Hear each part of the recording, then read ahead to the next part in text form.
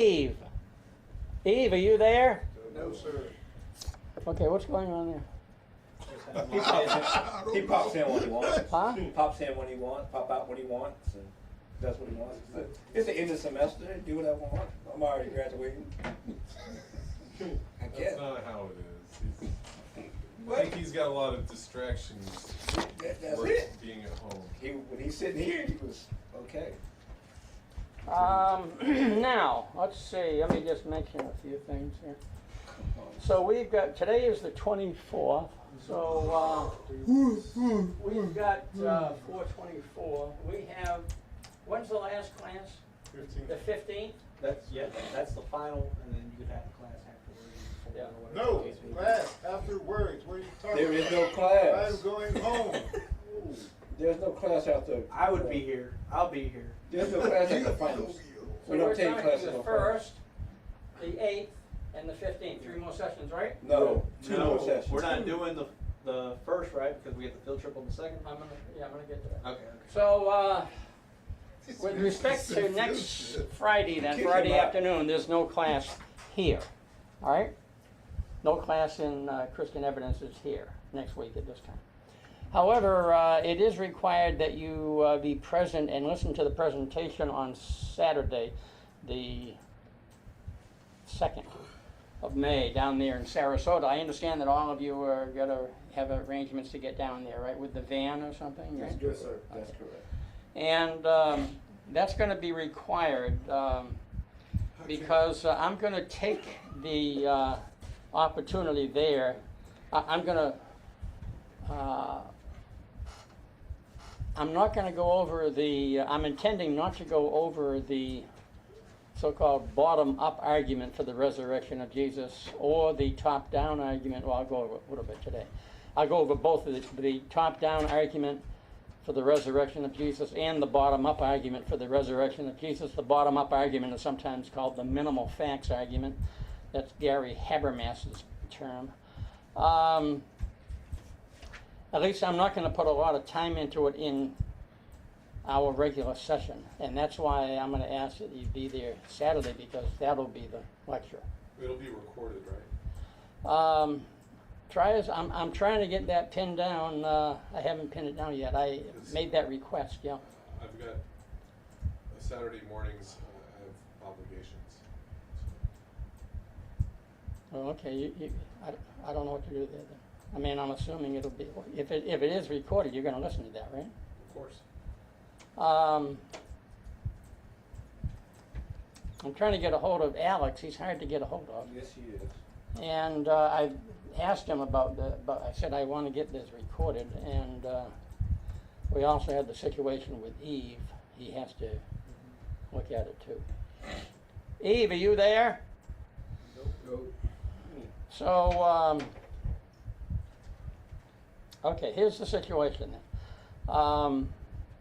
I'll say a few words about the top-down and bottom-up arguments today, and I'm going to give an assignment. Even though we're not meeting next Friday afternoon, I am going to ask you to read all of chapter 1 in the book by Habermas, which is a required text for this course. The Risen Jesus and Future Hope by Habermas. Chapter 1. And that gives you good insight into the so-called minimal facts argument or the bottom-up argument for the existence of God. What do you got, a pipe there? Oh. Looks like a pipe.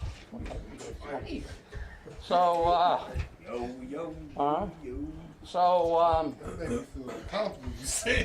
So I'm about ready to begin, so if you want to go ahead and start recording. Good afternoon, everyone. My name is George Beals here at the Florida School of Preaching in Lakeland, Florida. The date is April 24, 2026. The course is Christian Evidences, and we are proceeding from the previous class. I did ask that you read all of the whole chapter on theodicy that is in my dissertation, which is titled The Apologetic Method of Thomas B. Warren. And I've noticed, and I just took a toll on that, and I noticed that, if that's the word, and I know everybody has 100. I don't see Eve yet online. I need to get that. And that has to do with the problem of evil, otherwise known as the atheistic problem from evil. So, and we'll go into that. I'll go into that in some detail Saturday. However, I'm going to, as I mentioned just a moment ago before we started recording, I do want to go over some additional material, additional details that I very likely will not be getting into on that Saturday presentation. Largely because of the nature of this audience here. I mean, at this level, I'm going to give you more detail.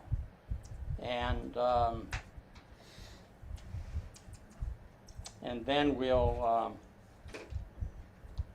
be more in summary fashion on Saturday. But you'll have more detail. You'll see what's coming. I'm inclined, as a matter of fact, to get into that right now before we get into the problem of evil. I think I'm going to do that. So, so we're jumping ahead. Right now, we have been looking at arguments for the existence of God. I've given you formulations of the design argument, otherwise known as the teleological argument for the existence of God. I've also given you information on formulations of the cosmological argument, the moral argument, as well as the ontological argument for the existence of God.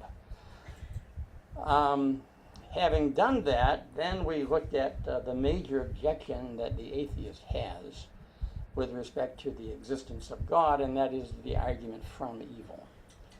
Their argument is, in essence, since evil, that is suffering, exists, then there is no God. So their argument could be boiled down to this. Premise number one, if suffering exists, then there is no God. Premise number two, suffering does exist in this world. Conclusion, therefore, there is no God. However, I believe that you can make the case that the sound argument is this. If suffering exists, well, let's put it this way. If evil exists, then God exists. Premise number two, evil does exist. Conclusion, therefore God exists, right? Why do I say that? Well, because in order to make any claim of something being evil, by which, if by that you mean things that ought not to be done, actions that ought to be the case, you have to have some standard against which you're measuring that. And that comes out to be God. So if you're going to make a claim that there is such a thing as actions that ought not to be done, I'm going to raise the question on what do you base the conclusion that ought not to be done? And I want to listen carefully. And it's going to amount to the only thing that makes sense there is it must be some ideal standard against which that's being violated here to have evil in the first place. So that's a good way of responding to the atheistic argument from evil. However, we have a lot more detail to cover in that, and that's that theodicy chapter in my dissertation, which is boiling down, describing in detail Thomas B. Warren's answer to the problem of evil. I've not seen a better collection of information on that in response to the problem of evil than what he has. So we'll go into that in detail, and you've already read it. We'll just go through it in more detail. Before I get to that, however, I want to jump ahead to another topic within the field of Christian evidences, and that is the resurrection of Jesus. And I present two arguments for the resurrection of Jesus. One I call the top-down argument, and the other the bottom-up argument. Let me just go over those. I'll go over the first one fairly quickly. This is what I call the top-down argument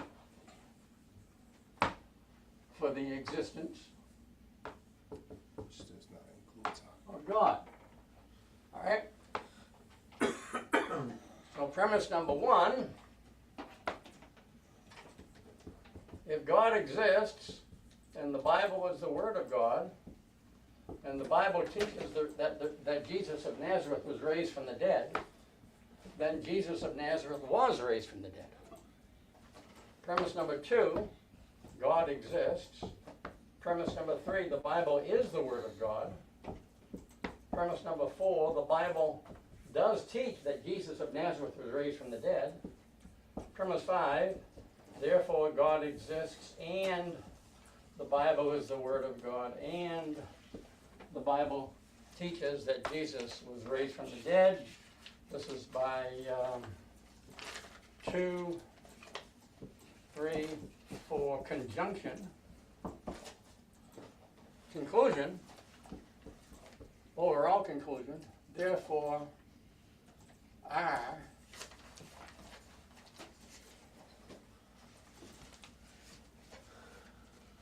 one, 5 motive ponens. That's the argument. That's the top-down argument. That is a deduction. That is valid and all the premises are true. Therefore, the conclusion is true. So then what I would do, of course, I would go back, and I'll do this more slowly in the presentation on May 2, God willing. I am going to put this before the brethren there, the brothers and sisters, and whoever else is there. I'll precede this with the question, well, why is the resurrection of Jesus important for you, that audience, for all of us? Why is it important? Well, Paul addresses that question in 1 Corinthians 15, right? And I'll go into that. He said, he says in essence, if the resurrection of Jesus is not true, if it did not happen, then this follows, this follows, this follows, this follows, this follows, right? On the other hand, he says that the resurrection of Jesus of Nazareth did happen, and therefore that negates all the consequences, the negative consequences that he just listed. So, and then I'm going to get into the question, well, how did the first century Christians go about answering this question about the resurrection of Jesus?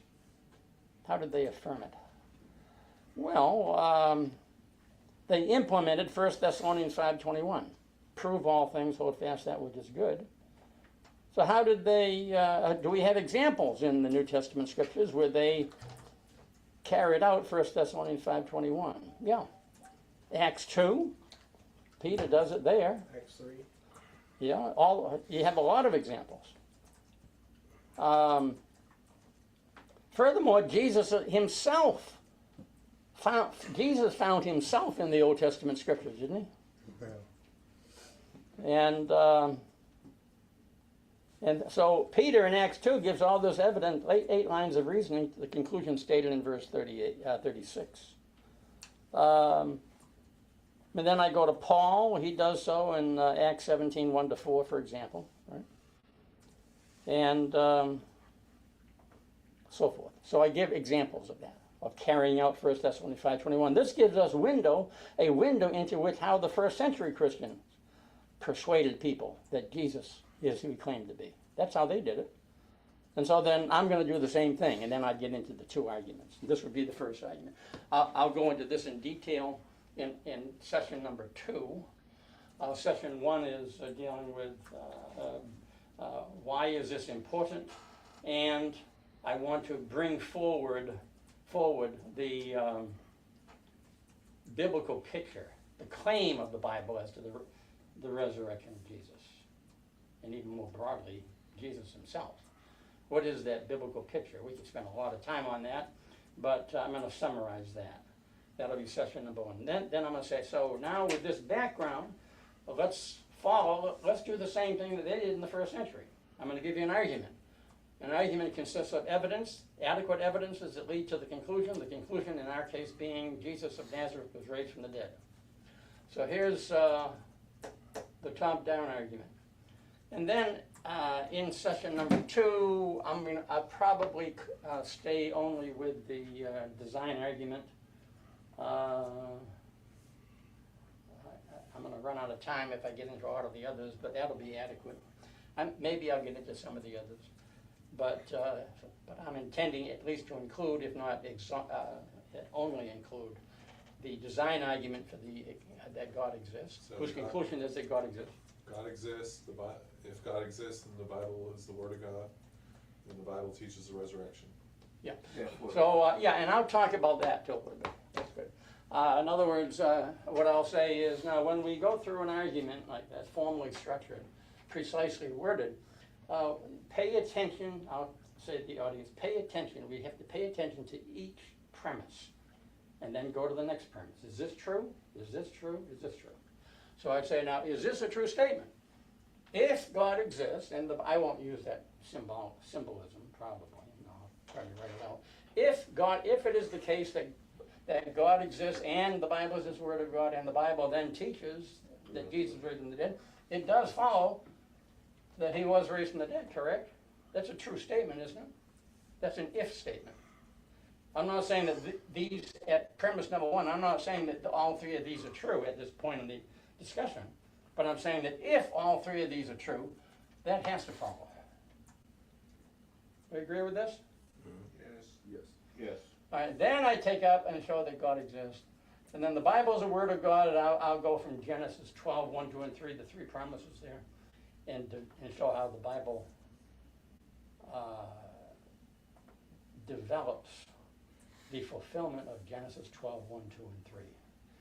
The great nation is going to emerge out of the loins of Abram, whose name came to Abraham, and they'll be occupying a promised land. And the Old Testament scriptures are about that nation in and out of that land. That's the Old Testament scriptures. And then there's this third promise in Genesis 12:3, that all nations will be blessed through Abraham's seed. And that's what the New Testament is all about, the fulfillment of that. However, that third promise does weave its way. It's not forgotten in the Old Testament scriptures. It weaves its way through. So I'm going to I'll talk about that. And I have these, my figure on for God exists. Did he just come on? Yes. Sorry, Miss Georgia, I see everything. All right. Are you there? Were you on there before? Or you just come on, Eve? Yeah, I say sorry because I see everything disactive on my phone and my computer. What's he saying? Everything was deactivated in his computer. I'm sorry. Say it again. Everything was deactivated in his Oh, okay. So you'll be able to go back and listen to what we have already said, correct, Eve? Yes. And now,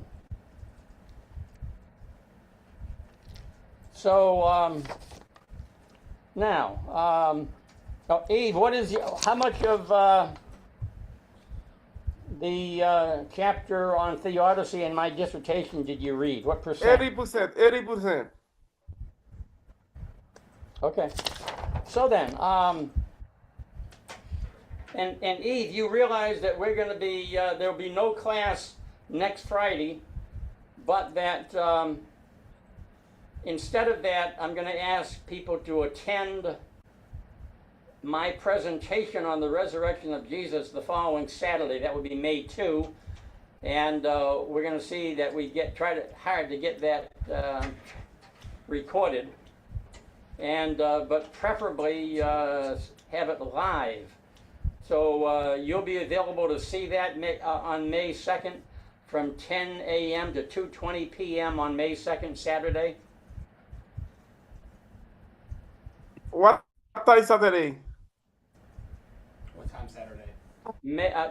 10 a.m. to 2:20 p.m. Eastern Time, Eastern Standard Time. No, Eastern. Okay, no problem. In the same time frame. All right, so you'll be able to see that. You'll be watching that, right? Yes. Okay. So now, on God exists, I'll talk about that. Very likely, we'll talk about that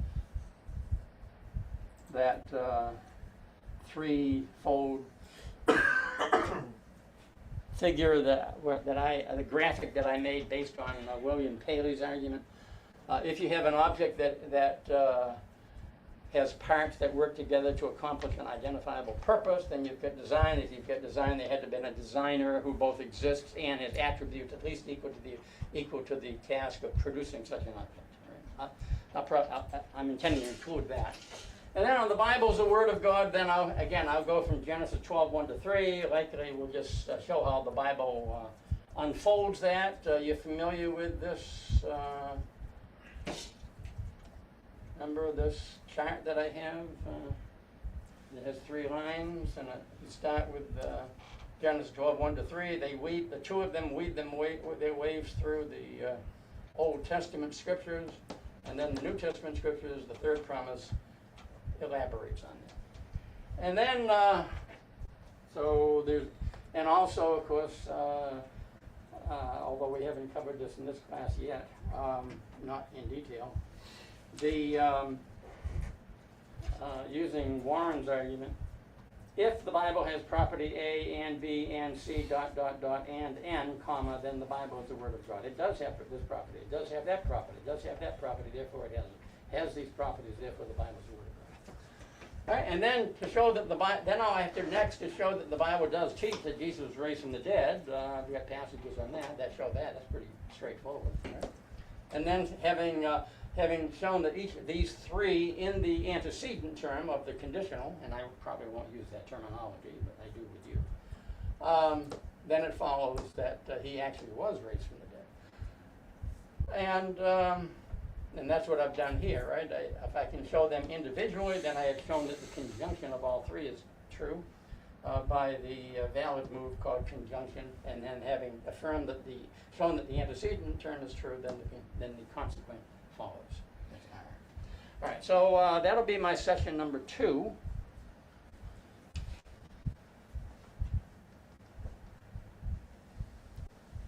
And then in session number 3, I go into, I supplement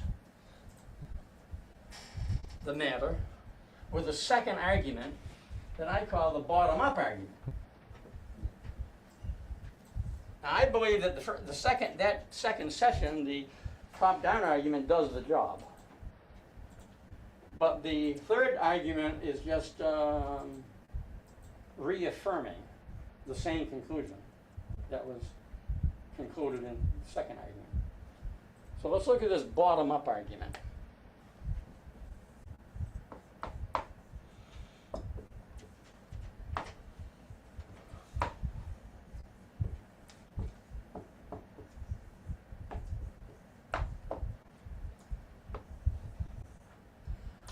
And I'm going to go into I'll give you that argument now.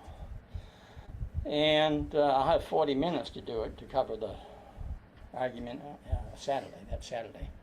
And 40, so each of these sessions 1, 2, and 3, will be 40 minutes. And then I'll follow that with a Q&A, and we'll see how many Q&As there are. There are certain Q&As that would be very appropriate to address. I may include those anyway, but maybe there's some others. So the bottom-up argument for the existence of God, for the resurrection of Jesus, rather, draws from a dissertation, a doctoral dissertation at Michigan State University around 1976 to 8, I think, right in there, as I recall. And he boils it down in this book, The Risen Jesus and Future Hope, and chapter 1 presents it pretty nicely for you. He calls it the minimum facts argument. So, and his conclusion, and his point is that given the evidence that he identifies, the actual resurrection of Jesus is the best explanation of the agreed to facts. So this bottom-up argument proceeds like this. It has 3 major steps. The first step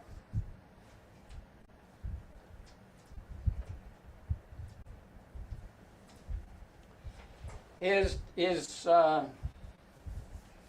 to collect relevant data on the resurrection of Jesus. Don't be concerned at this point about organizing it. If it makes a claim about the resurrection of Jesus from antiquity to the present, throw it in the pot. We'll organize it in step 2. Right now, don't be concerned about organizing it. It has to do with the resurrection of Christ. That would be maybe dealing with crucifixion. That's part of the picture, right? Roman crucifixion. Biblical claims, etc. It has to do with archaeological claims that's relevant. For example, there was a find of a first century person who was, his ankle, this is extant, a nail is through his ankle, a first century person. And that artifact has survived. Throw that in there. Synagogue information, the Jews met in synagogue. Whatever, if it has to do with it, somehow or another, with the resurrection of Jesus, put it in. All right? That's step number 1. Having done that, then we move on to step number 2. And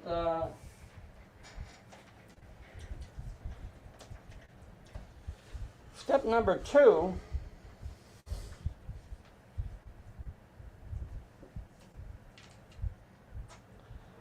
it has 2 sub-steps. I'll call these A and B.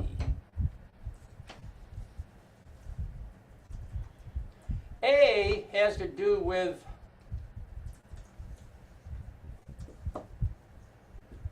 criteria of historical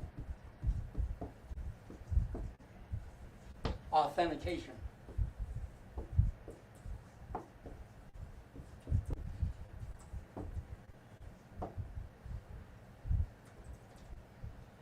And B has to do with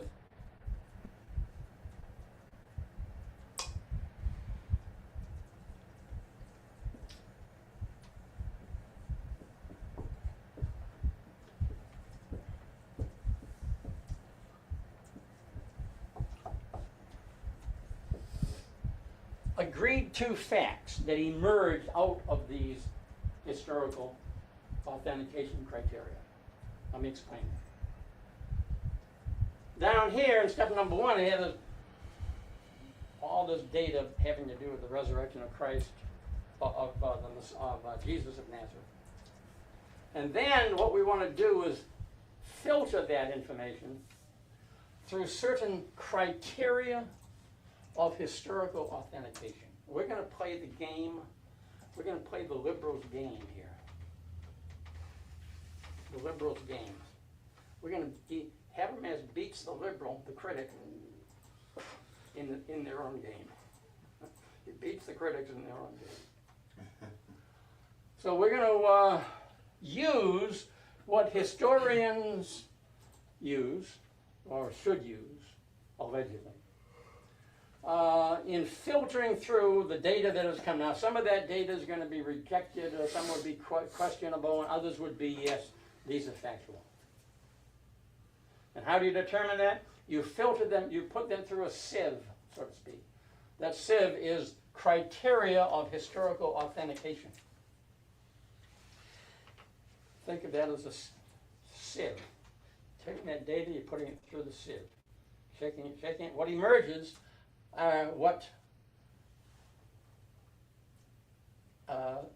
New Testament scholars across the conservative liberal spectrum agree are factual. Okay? Habermas claims he identifies 12 such facts.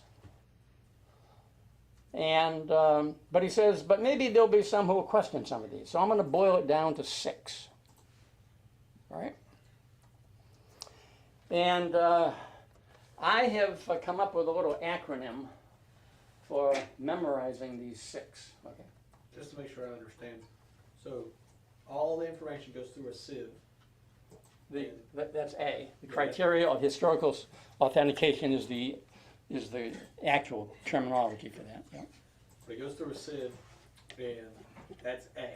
So whatever emerges out of that sieve after going through all that. whatever is considered to be factual by New Testament scholars, whether liberal or conservative, that's B. That would be B. Mhm. Okay. So you should be asking the question, well, what are these criteria of historical authentication? And you should be asking, well, what are these alleged agreed to emerging facts that result from putting this data through the criteria of historical authentication? Okay? We're going to get into that in more detail here than I'm probably going to do on May 2.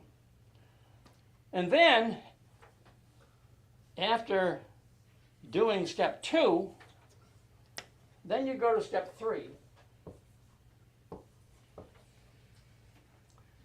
And step 3 is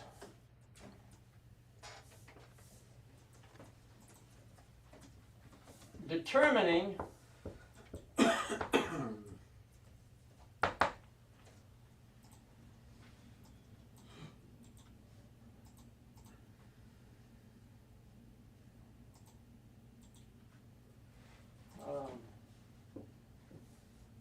to word this for you, hold on. No, kill that. Number 3 is what best explains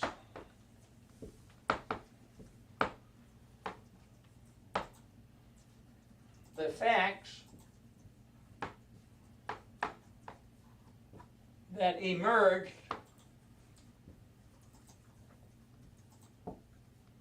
in 2B.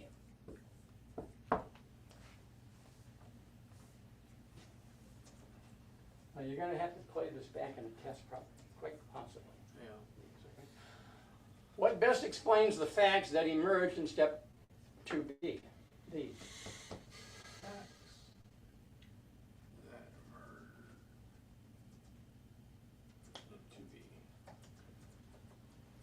And it's going to come down to one of two things.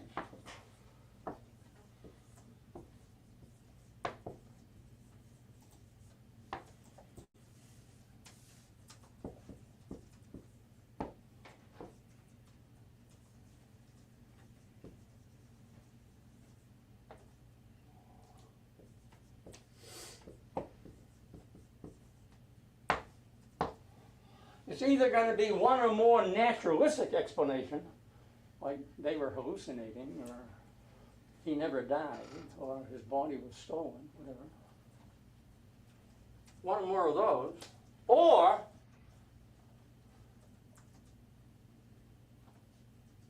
he actually was raised from the dead. Which of these two best fits the agreed to facts? The reasoning there?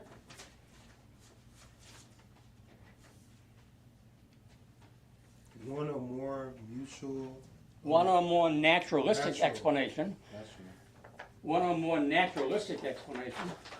Can someone bring this over here so I can sit on it? Can I ask you a quick question? Yeah, yeah. This is bottoms up. Last This is semester the you bottom-up argument, otherwise known as the minimal facts argument, nicely explained in chapter 1 of the Risen Jesus and Future Hope. Because last semester we had this one, What's that? Swinburne's Resurrection of God Incarnate. Yeah, who did, Swinburne, please don't Swinburne. call, somebody used the word, I remember in my doctoral program, one student said Swinburne, and I said, please don't call him Swinburne. If you were to say that in front of them, you might get a punch in the nose. It's Swinburne, yeah. Swinburne. Who's Is that? this top down? What's that now? Is Swinburne top down? No, he's more bottom up, I think, but he's gonna be, but he's more probabilistic than certain, Swinburne. And Habermas tends to be that too, by the way. I prefer the term best explanation. I don't know if that term, this is called abduction among philosophers. In what course was that? What was our course last semester? Synthetic logic. Yeah. What is it? Synthetic logic. Logic. Synthetic law? Oh, that was me. Yeah. Oh, I beg your pardon. Logic in the Bible, we should say. Yeah, okay. He gives you some information there. There's some really good information here on Luke. Stuff like Yeah. that. However, quite possibly more influential has been Habermas on this. Gary Habermas. Gary R. Habermas is a professor at Liberty University in Rawlings School of Divinity there. And he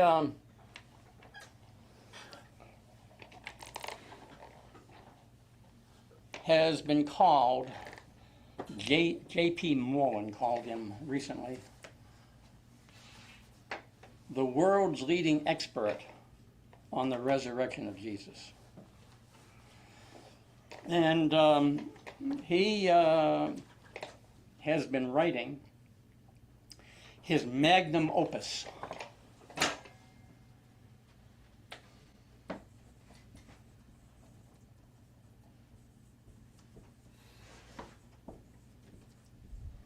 That's a Latin word referring to a person who looks back on his career and boils down the essence of his best material, his greatest work.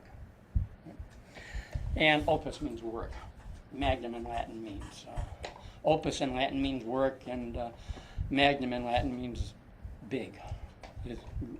So think of his 44 back. 44 big 44. I don't know that the gun manufacturers were all that schooled in Latin, however. So, and this is going to be, I think, a 4-volume set. 2 volumes are already out. Volume number 3, he told me, I have some communication with him. I think he said it's going to come out in August or September. So, but there'll be 4 total. 2 are already out. Those 2 are available in Logos. And if you want to become current and have a good reference source on the resurrection of Jesus studies, these would be worth you getting. However, they're expensive. What's that? Yeah, on Logos, you said? They are. You only find 2 on there. I don't know if they have a third as a pre-pub, I don't know. But they're expensive, but that would be a good resource for you to have if you want to have a lot of... Who, Habermas? Habermas. Habermus. Gary R. Habermas.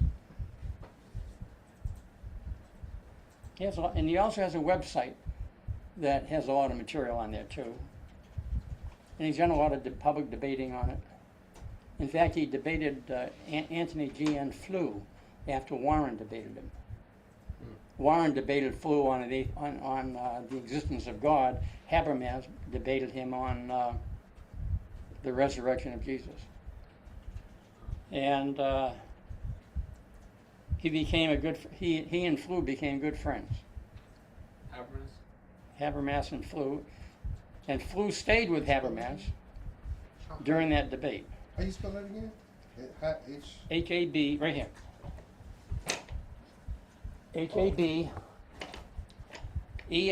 Habermas.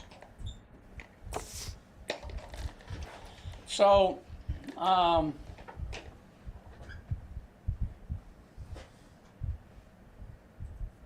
what was I saying? The Habermas is, oh yeah, he's writing those 2. He's written 2. He's got 2 more to go. I think it's 2 more. His magnum opus. And it's boiled down a lot of it right here. Chapter 1. Or you can get his dissertation from Michigan State University. So then, let's go back to this. And here's the idea. He calls it the minimal facts argument. I call it the bottom-up argument. Also, notice that you should note rather that Habermas. The conclusion of Habermas's argument is the best explanation. He argues to the best explanation, as he puts it. Did you have a comment? But can I ask this, Was this the book you were talking about for Habermas? Is that what you said? Habermas 4-volume set 4-volume set. is his, I think it's 4, is his magnum opus. And I don't have the titles of those on hand. What is it? And also, you could go to GaryHabermas.com and get a lot more information. I just downloaded his History of Apologetic Methodology right here. Yeah, Free. that was one of the requirements that in a course I took with him. You go to his site, and there, I think he has quite a few freebies in there, and also references to these other works. So Habermas argues to the best explanation. That's step number 3. What's the best explanation of these minimal facts? And he argues that the best explanation is that Jesus actually was raised from the dead. That the naturalistic explanations don't work. And however, so he argues to the best explanation. Our own brother Dick Stanio, on the other hand, in his book Graceful Reason, uses similar information. I suspect it's from Habermas, and where he uses this as a deduction. What he says, he argues like this. Now, and I've said in my dissertation, I refer to Stanio, and as I recall, and you can. What he does in essence is he uses disjunctive syllogism. That is, he says, either the emerged facts are explained by this naturalistic theory, or this naturalistic theory, or this one, or this one, or this one, or he actually was raised from the dead. And then denies each of the naturalistics, and then what's left must be the truth. That's a deduction. So he formulates the Habermas's minimal facts argument as a deduction. You might call that another top-down argument. But I'm going to stay here with best explanation at this point, and my argument is this. If you show that, in fact, God does exist with the top-down argument, then it would follow also that it must be the best explanation. Right? So I'm not denying the deductive idea, but I'm deduction. But I'm saying that if you argue in this order, you've deduced that God exists using the top-down argument. Then you go into this argument and come up with his actual resurrection best explains the fact, the emerged facts. That's the best explanation we have compared with a naturalistic explanation. Then that's not a surprise, because we've already, in this top-down argument, established by deduction that Jesus was raised from the dead. And if he was actually raised from the dead, then that's all. It must be the best explanation of all the claims about the facts. So that order is important. Top down first, then the bottom up. Now, say it again. Yeah, that 38 apiece. 38 apiece, not bad. Okay. How many? 2, just 2, right? Yeah, on the resurrection, the evidence, and then the number 2 is the Refutation. Yeah. Yeah. Okay. So let's go back and talk about this in a little more detail, more so than what I'm going to do on May 2, probably. And how about these agreed to facts to begin with? What are these agreed to facts? Or if you don't want to get into the question, well, this scholar agrees that these are facts and this one doesn't, if you don't want to get into that complication, you could say, well, what do facts emerge given historical authentication? Which are factual? Well, let's go into this now. Everybody have this down? Mm-hmm. So I can talk about 1, 2, and 3, and 1, 2A, and 2B, and you know what I'm talking about, right? You can get your own notes? Mm-hmm. Okay, I'm going to kill this, okay?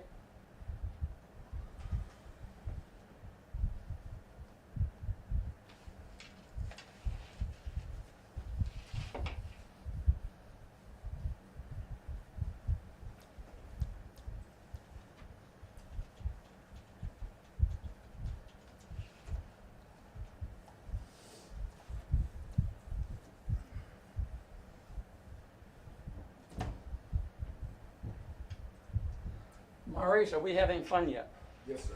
Okay, great. Great, Sir, yes, sir. sir. I got stopped. Sniping Maurice. Huh? Eve, are we having fun? For fun? We having fun? Are we having fun, Eve? Can you hear me? Huh? Yeah, I hear you. I'm teasing you a little. Okay. So, looking at What is 2B, what are these minimal facts, as Habermas calls them? Or how, or what are these so-called facts that emerge once you've filtered them through the criteria of historical authentication, which we want to identify too. But let me go to the minimal facts right now, so-called. All right? I came up with a little funny little acronym that helps me to remember. Have I told you this before? Nope. Okay.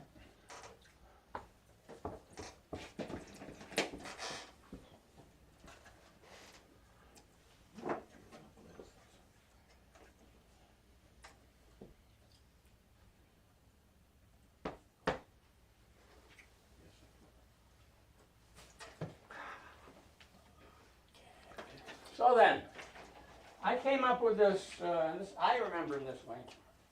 Cat purple pajama. Ah, yes. Did I tell you that before? I think you've mentioned it, yes. Cat purple PJs. Pajamas. All right, the first fact is Jesus died by Roman crucifixion. C for cat. C, right?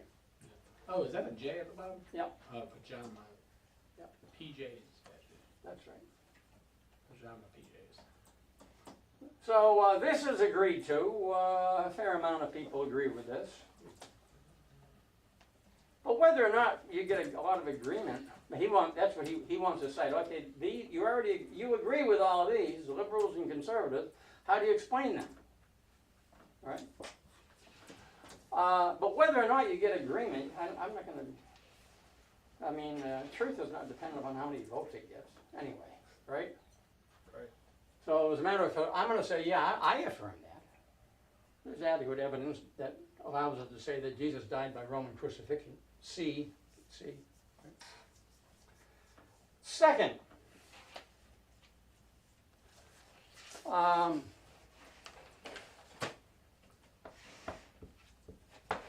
Jesus' disciples believed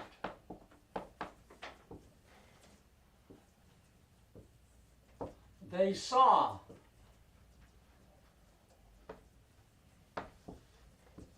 the resurrected Jesus.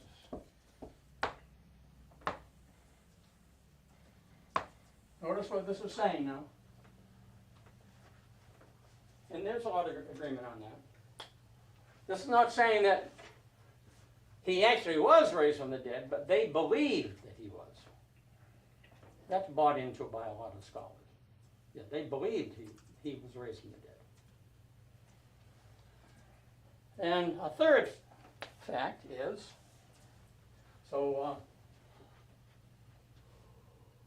and we'll call that, let's put it this way, put the A in there, count for the A.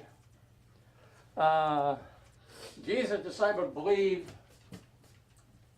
beg your pardon, to account for that A. Jesus' disciples believed the resurrected Jesus appeared to them. Okay? That's where the A comes in, appearance. Referring to the apostles. What's that? Referring to the apostles. Paul. Yeah, okay, apostles, yeah. You're also getting the question of, well, yeah, the apostles in particular. Plus, James, the brother of the Lord, and Jesus' mother and so forth. Number 3, the third minimal fact, as he puts it, is Preached. Perform miracles. Oh, my fault. as a result of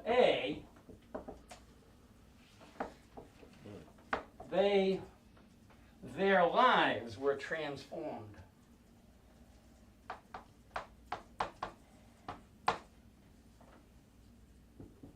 T, transformed.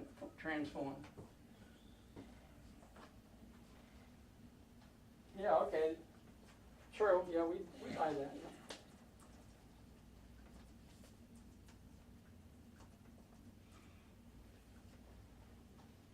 P, the first P, also, as a result of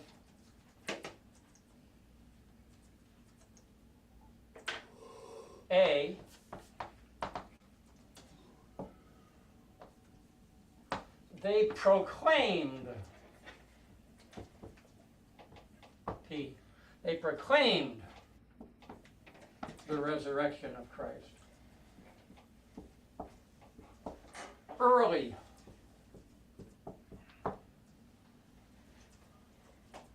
You don't have this 30, 40, 50, 70 years later. That may be the case too, but his disciples proclaimed it very quickly after the event, after the crucifixion. All right? That's going to have significance.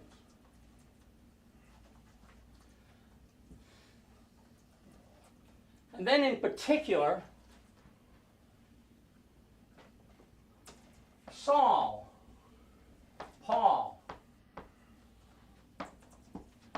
believed he saw the resurrected Christ. And as a result of that, his life was transformed. P&T. And also agreed to by many is James,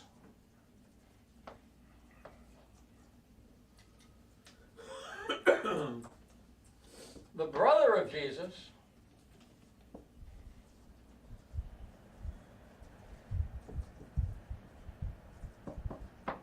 also believed that he saw his resurrected brother.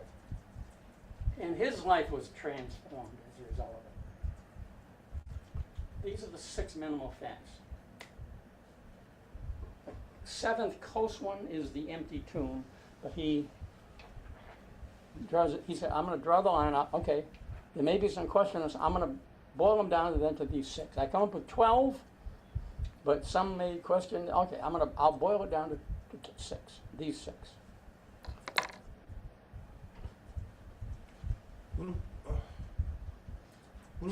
What about the miracles or the signs and miracles or the burial? Did you put that in there?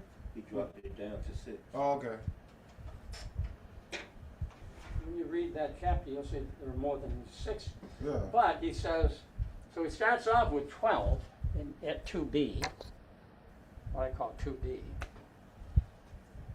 12, but to make it more convincing to many, I'll boil it down to 6. And these are adequate, he says. If you agree that these 6 are factual, then you go to step 3. What best explains all 6? Take up each naturalistic explanation. See, does that explain this one? For example, some say that he was, one of the naturalistic explanations is, that has come up over the decades, is back in the beginning, way back in the late 1900s, not beginning there, but in the late 1900s, 1800s, is that he was hallucinating. Well, that doesn't account for C. Well, yeah, it doesn't account for 40 days. Doesn't account for They call it the swoon theory. It's another one. That he didn't really die. Hallucination is he did die. Okay, sure. I beg your pardon. He did die. They'll agree to that. I'm sorry. Hallucination. Check that one off. He died. But these others, they're explainable by they were hallucinating. The disciples. Do we And there are have, things to say about these. Every one of these, right? do we have any more evidence on Paul and James other than the Bible? James did what? James also believed that he saw his resurrected brother, his brother alive after crucifixion, and his life was transformed as well because of it. He was in. Remember, there's a passage in the Gospels that say his family thought he was cuckoo. Maybe set your idea of mind. And yet we have James, evidence that James switched, became a believer that he had seen his resurrected brother. He would know his brother, wouldn't he? Okay, so now there's a lot more detail we get into here. But this is now these are the 6 minimal facts. These are the emerged facts specified in 2B in the process, okay? Next question is, well, what are these historical criteria through which, this is 2A, through which the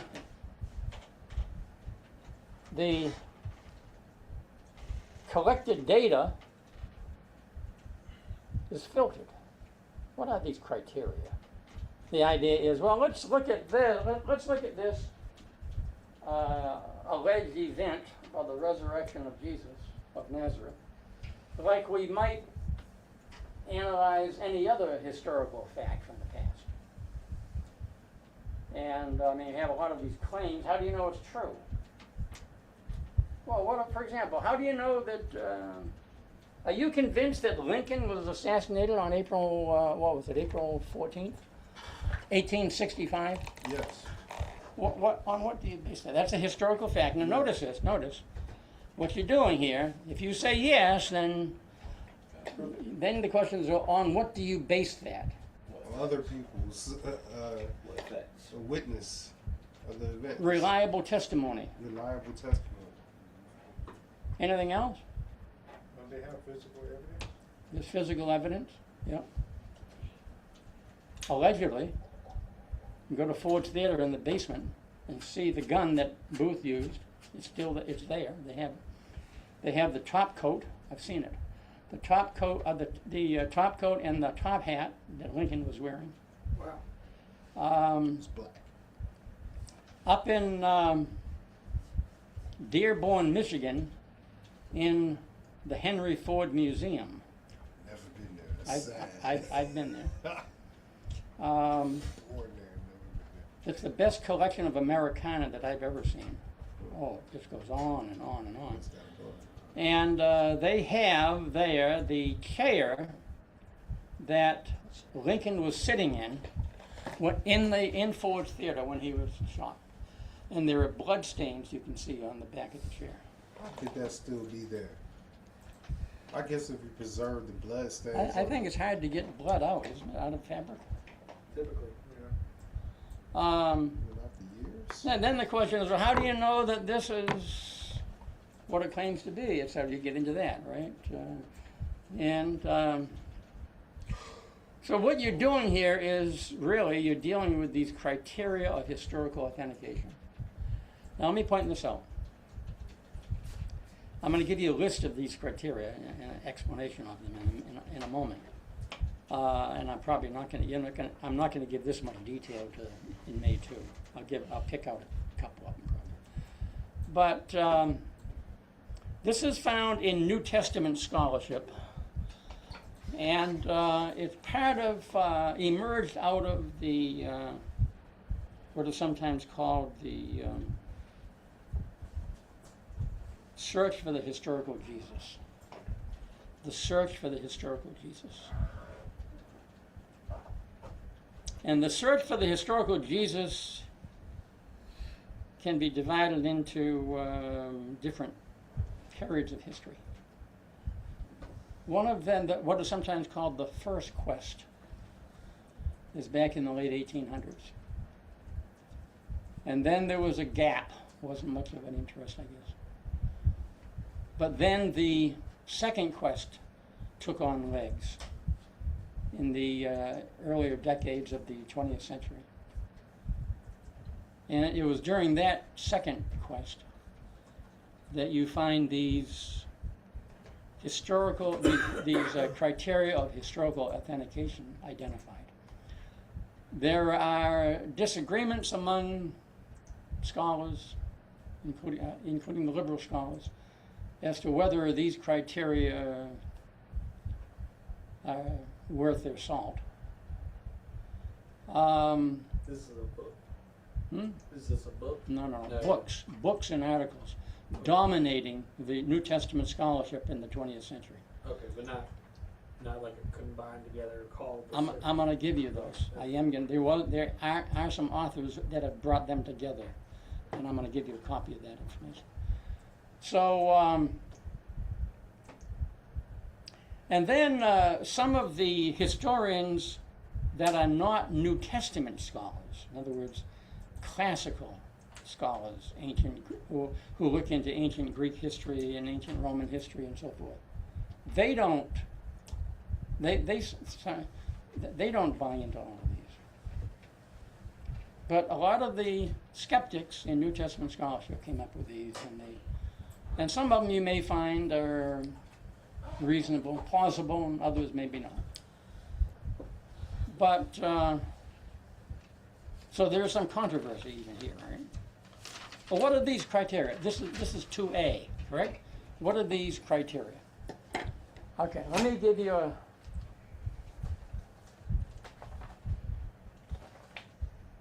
If I have them here, did I?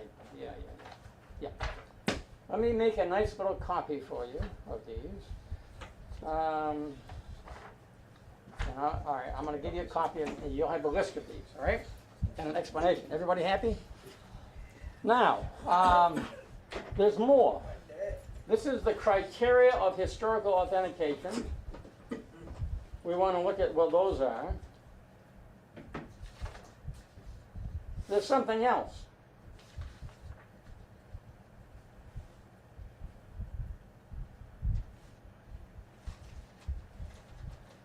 And it's this.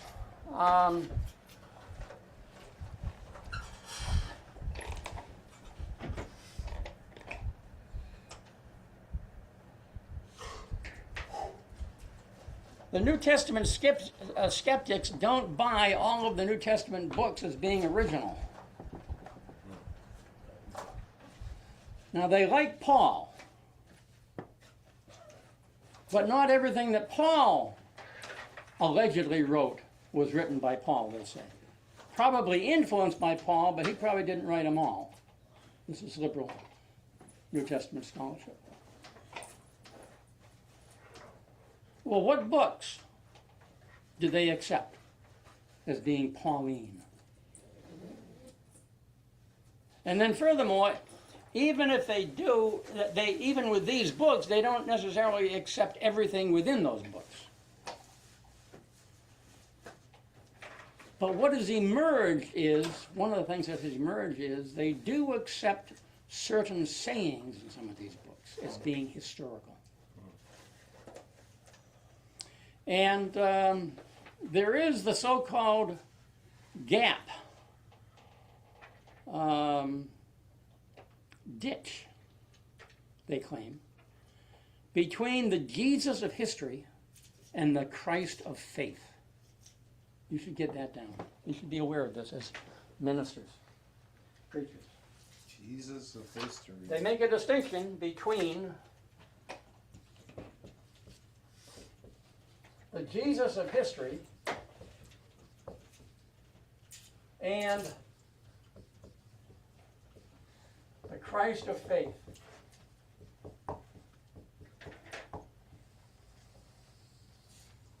Here's what they say. What you're reading in the New Testament scriptures These are written decades after the event.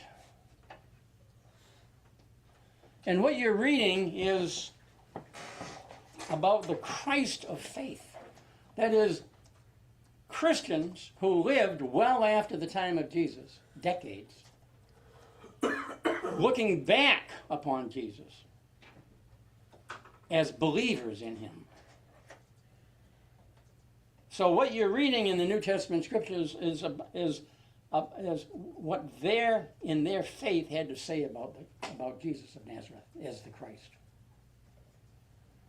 But when you read the gospel accounts, for example, you're not necessarily reading about the Jesus of history. You're reading what Matthew, if there was a Matthew, or whatever his name was, and John, or whatever his name was, Matthew, Mark, and Luke, and John. This is decades later that they're writing, after Christ. Christ died usually, it's said, around 33 A.D. Another popular date is 30 A.D. You realize that Christ was born before Christ, right? Right? Mm-hmm. He's probably around 4 to 6 B.C., somewhere in there, because of the calendar problem over the years. So, and he was crucified maybe around 33 A.D. or 30 A.D. But Matthew, Mark, Luke, and John, and 1 Corinthians, and Romans, these are written decades later. And so then what you're reading there is what these people believed was the case, but is not necessarily was the case. All right? So they make this distinction between the Jesus of history and the Christ of faith. And the New Testament books, these are written by of the Christ of faith, what they believe. Well, how do you determine what the real Jesus, what was the case? What event that's reported that actually is historical, about that he actually did? Well, that's where these criteria of historical authentication come in. If they meet one or more of these criteria, then that's, and they have to do with Jesus, then yeah, that would be the actual historical event. All right? And there's something else that comes in here. When we talk about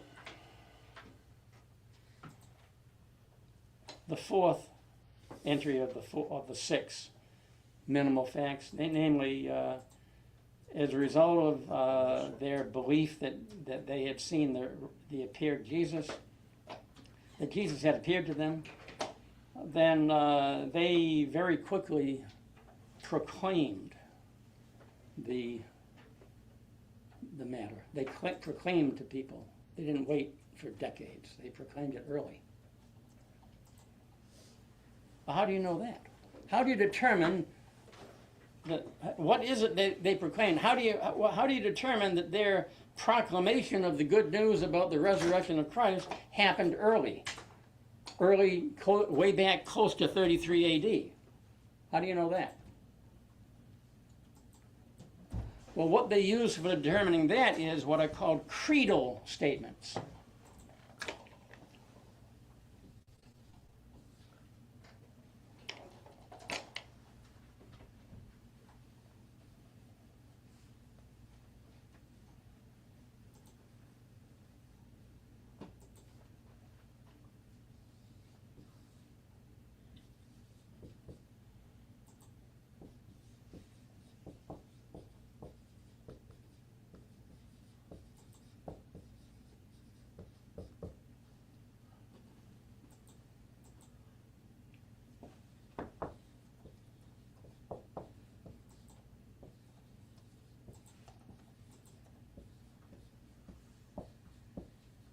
Am I the only one who's hot?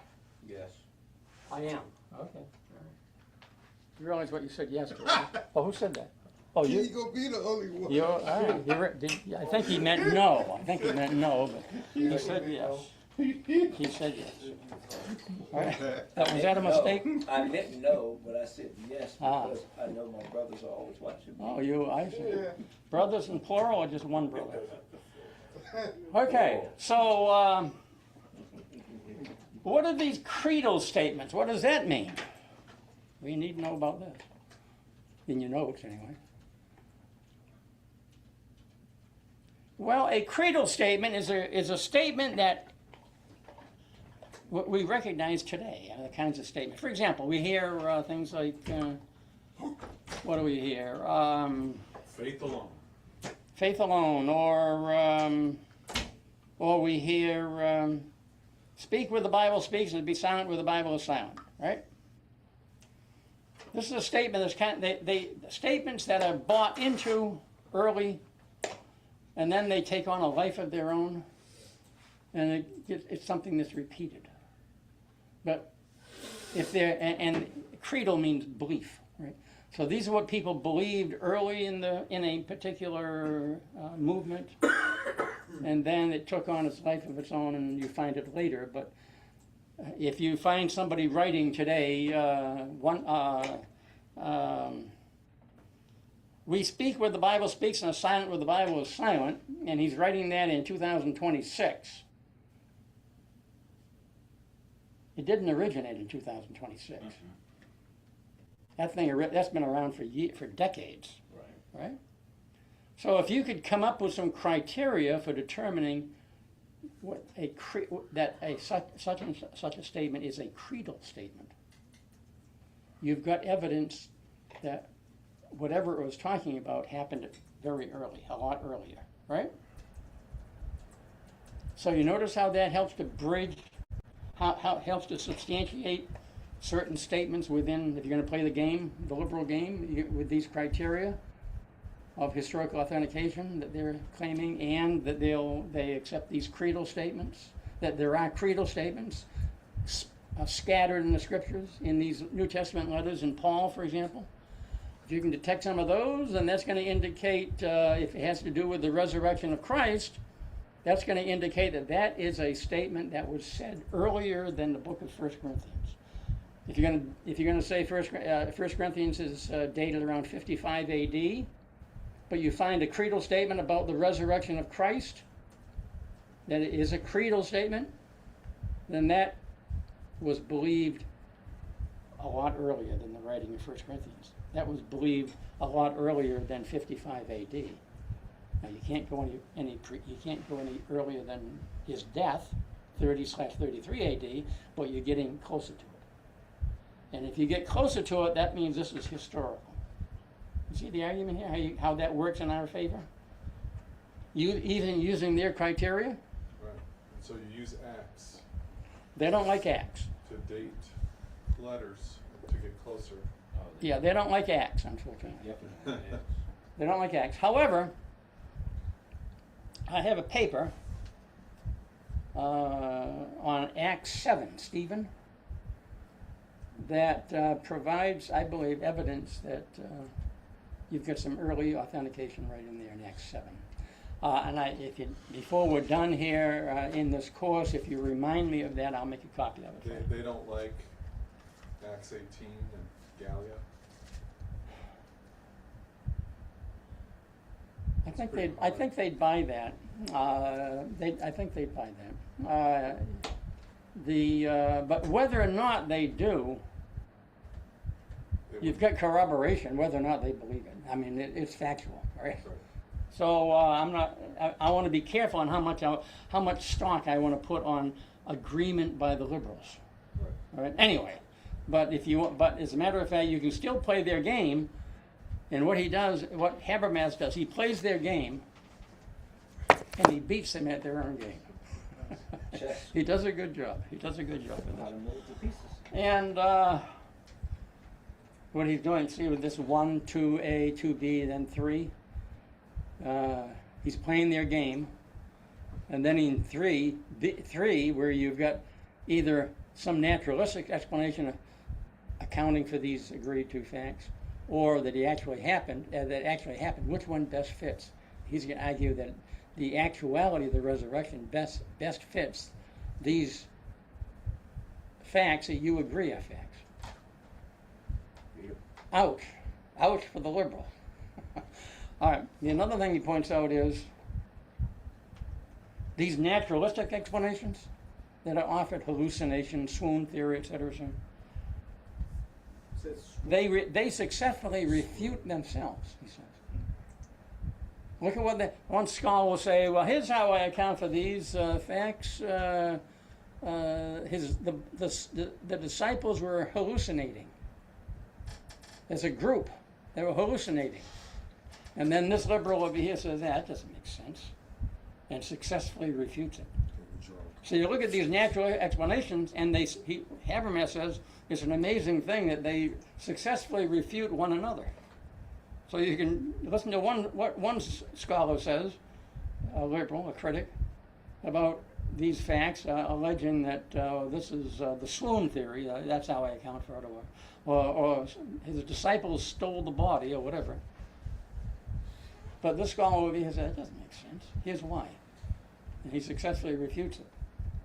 So what you put them all together, and what you're left with, the actuality of Christ. That's what best explains the agreed to facts, which is an argument that supplements or goes along with, is consistent with the drop-down argument anyway, right? Okay, somebody had a comment here or something? What is your definition of the credo statement again? A creedal statement, a creedal, C-R-E-E-D-A-L, C-R-E-E-D-A-L. A creedal statement is a statement that There you go. is repeated in a movement,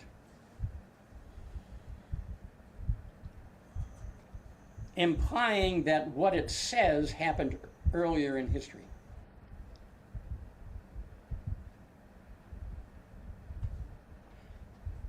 And there's a biggie in 1 Corinthians 15. Take a look at 1 Corinthians.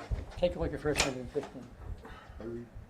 This is accepted as a creedal statement. He repeats the gospel. A repeated statement. A statement that is repeated in a movement. In a movement that implies. That implies what it says happened earlier than when it was said. What it says reports an event that happened well before the time that you're reading it. All right, so we'll go to 1 Corinthians 15, 1 to 4.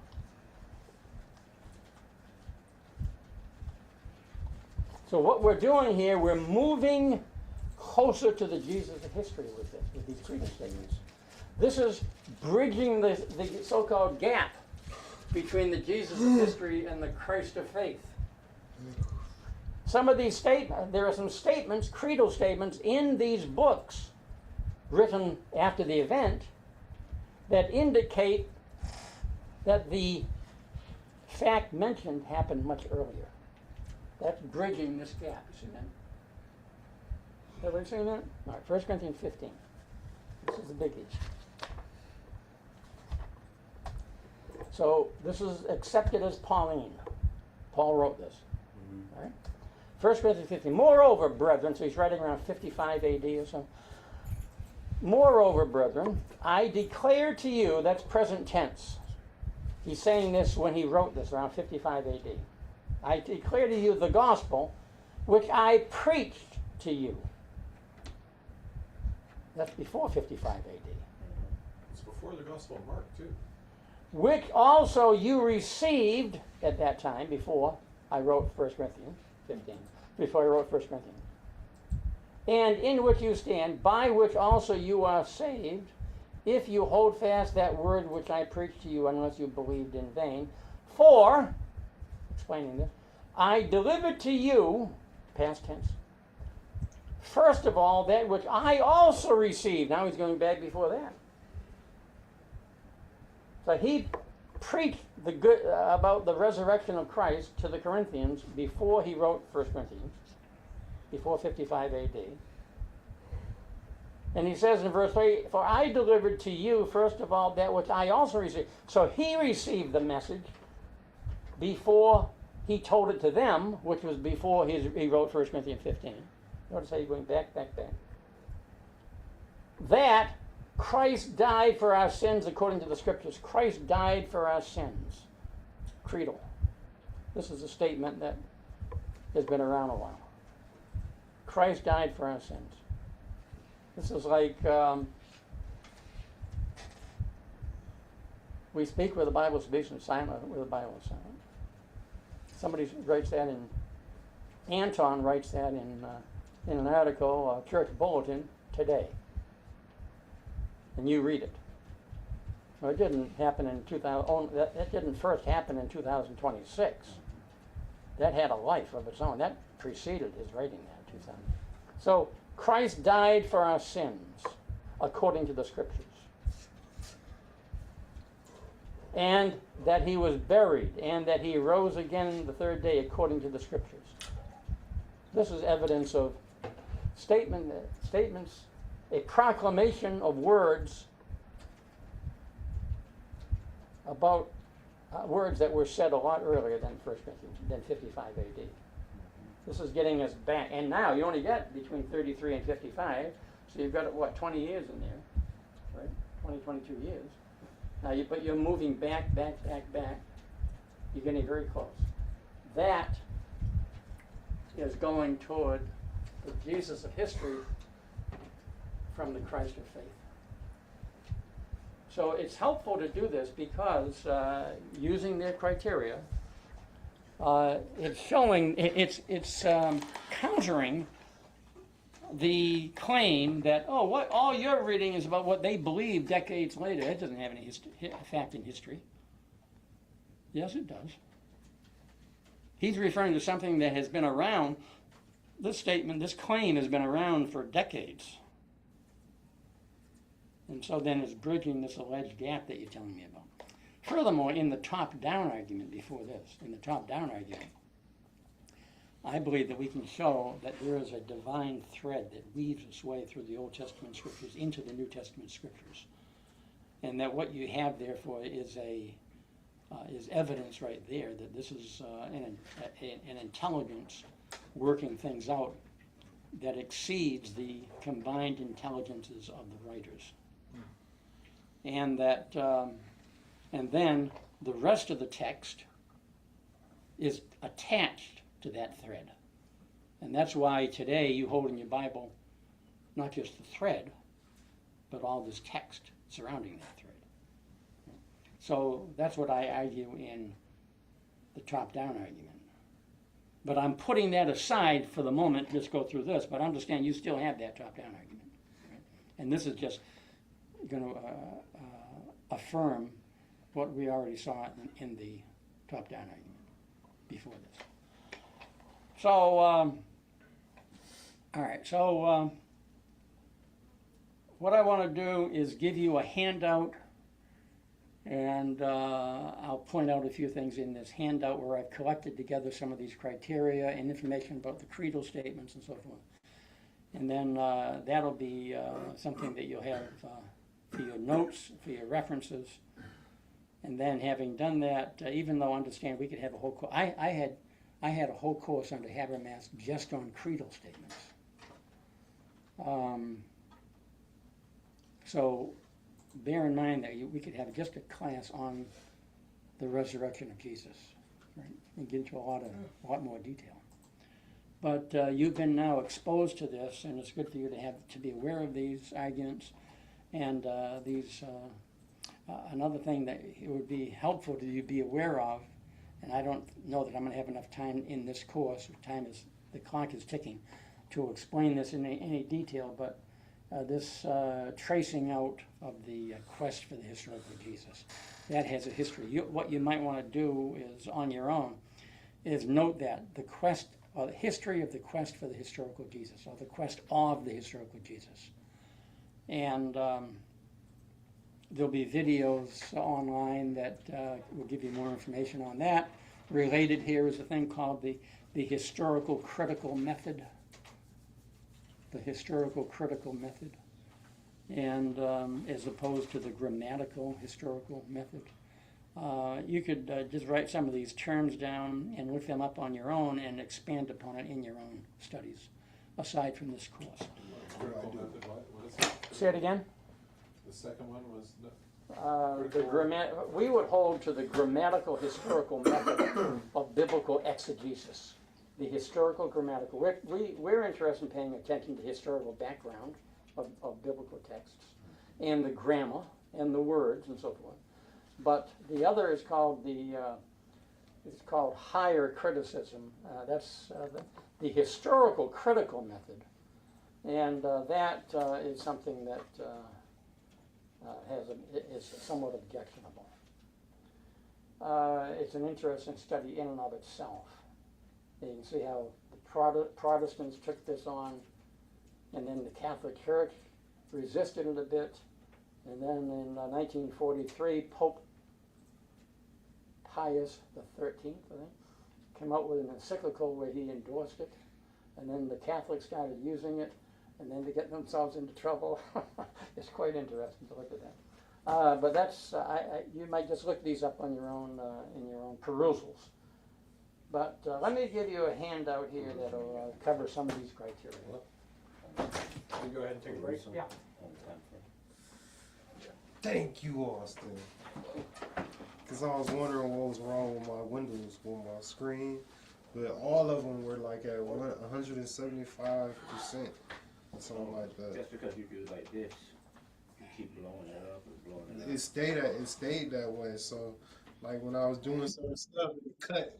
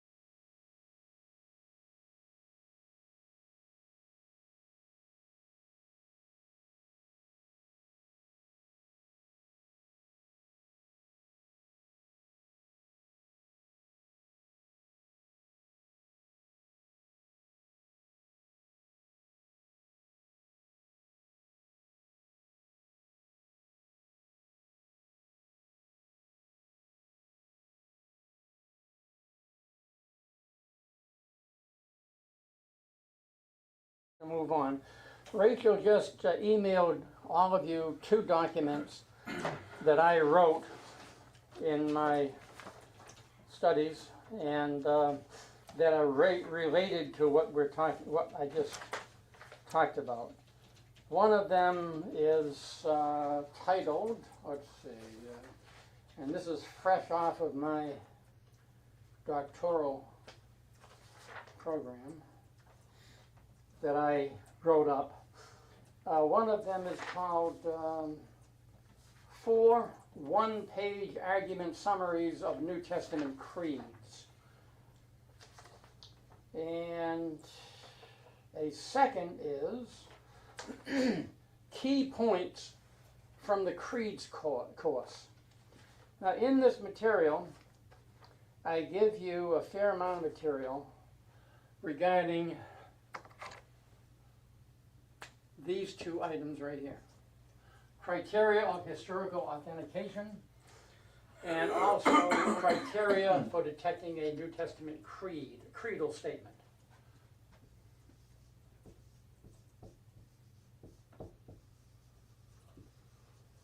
More than what we're going to have time to cover or talk about much further in this course. Another thing that you would want to look into, and I'm going to let you, I'll give you the title here, and you'll need to, if you want to pursue this further in more detail yourselves. And that is, what are the naturalistic explanations of the resurrection of Jesus? Here I'm talking about things like the swoon theory. Have you heard that one? Nope. The swoon theory is the claim that Jesus didn't really die. Oh, yeah. He did. And That's what the Muslims believe, I think. I don't know, do they? And then there's the hallucination theory. I told you about that one. And then there's the theory about his body was stolen. Oh, yeah. And then there are 2 flavors of that one. One is it was stolen by his disciples. There are 3 flavors. One is his disciples stole the body. Another one is that the Jews stole the body. And then the other one is that the Romans stole the body. So there are several of these naturalistic explanations that have been asserted as ways of accounting for the alleged facts that I've listed over the decades in one way or another. And so then what you do would be to list a naturalistic explanation, and or maybe up here, have in the column, naturalistic explanation 1, hallucination, swoon, stole the body, etc., in the columns. And then for the rows, you'd have these 6 minimal facts. And then, in addition, another column, however, is Jesus actually was raised from the dead. And then analyze the 6 minimal facts in terms of these proposed theories. Which one fits? Let me just set that up for you, and then we're going to have to move on to go back to the theodicy discussion. What you could do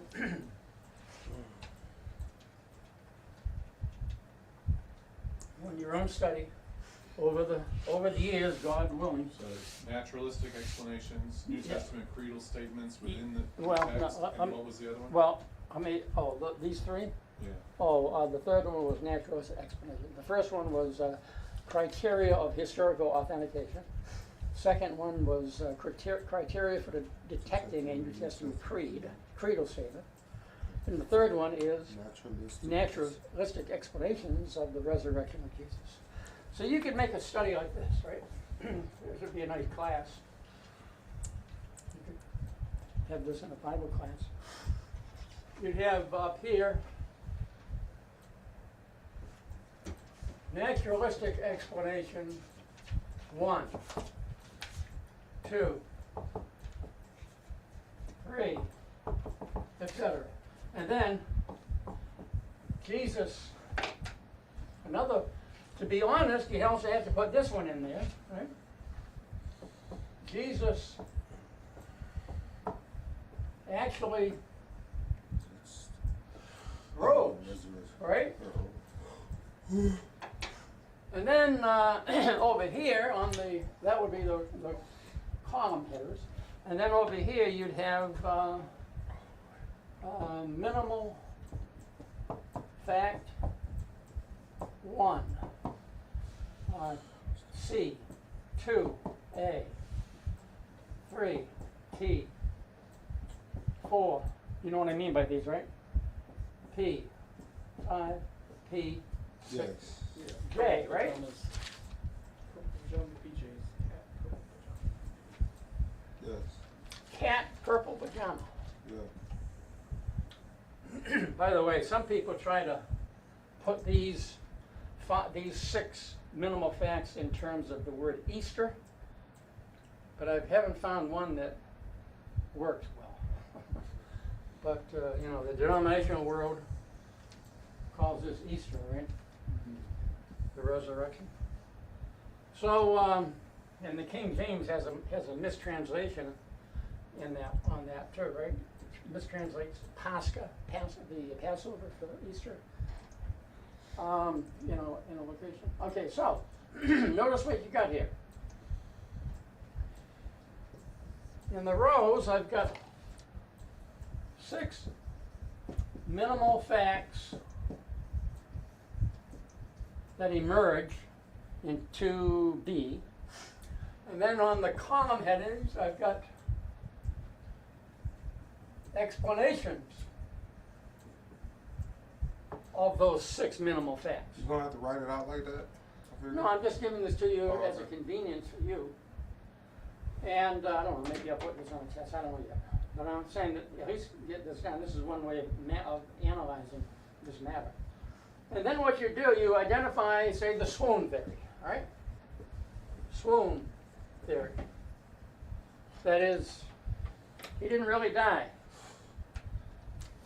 And then you could make a study of that, pros and cons. And then, in addition to that, once you've understood what they're claiming and pros and cons, you come down here and check off. Does that account for Crucifixion. Christ being crucified by the Romans? Swoon theory. Okay. Let me tell you something. The Romans had this perfected. They killed you with it. They didn't let you, now on occasion maybe there'd be, I think there's some evidence, but they were ruthless on this. And they'd leave you up there to hang until you're dead all over. So the birds are picking up. Sometimes, sometimes they do it in the nude. Further humiliation. I don't think that was the case with in a Jewish culture. There are some works on crucifixion. There's an article in particular that's excellent that brings you up to speed on what we know about Roman crucifixion. Before this course is over, if you want a copy of that, remind me, okay? And then another one, and so I would say no, it doesn't account for that one. Swoon theory does not account for the fact that Jesus died by Roman crucifixion. And then what you're going to find out is, I submit, this one over here counts for them all. And therefore, that's the best explanation of these minimal facts. His actual resurrection from the dead accounts for the fact that he was crucified to death by the Romans. He died by Roman crucifixion. It accounts for the fact that his disciples believed that they had seen the resurrected Jesus. It accounts for the fact that their lives were transformed from despair to enthusiasm and hope. And to the point that they actually gave their own lives to defend it. It accounts for the fact that there was early proclamation They didn't hold back, and so they realized it. They were telling people about it. They didn't wait 50, 60, 70 years or quiet about it.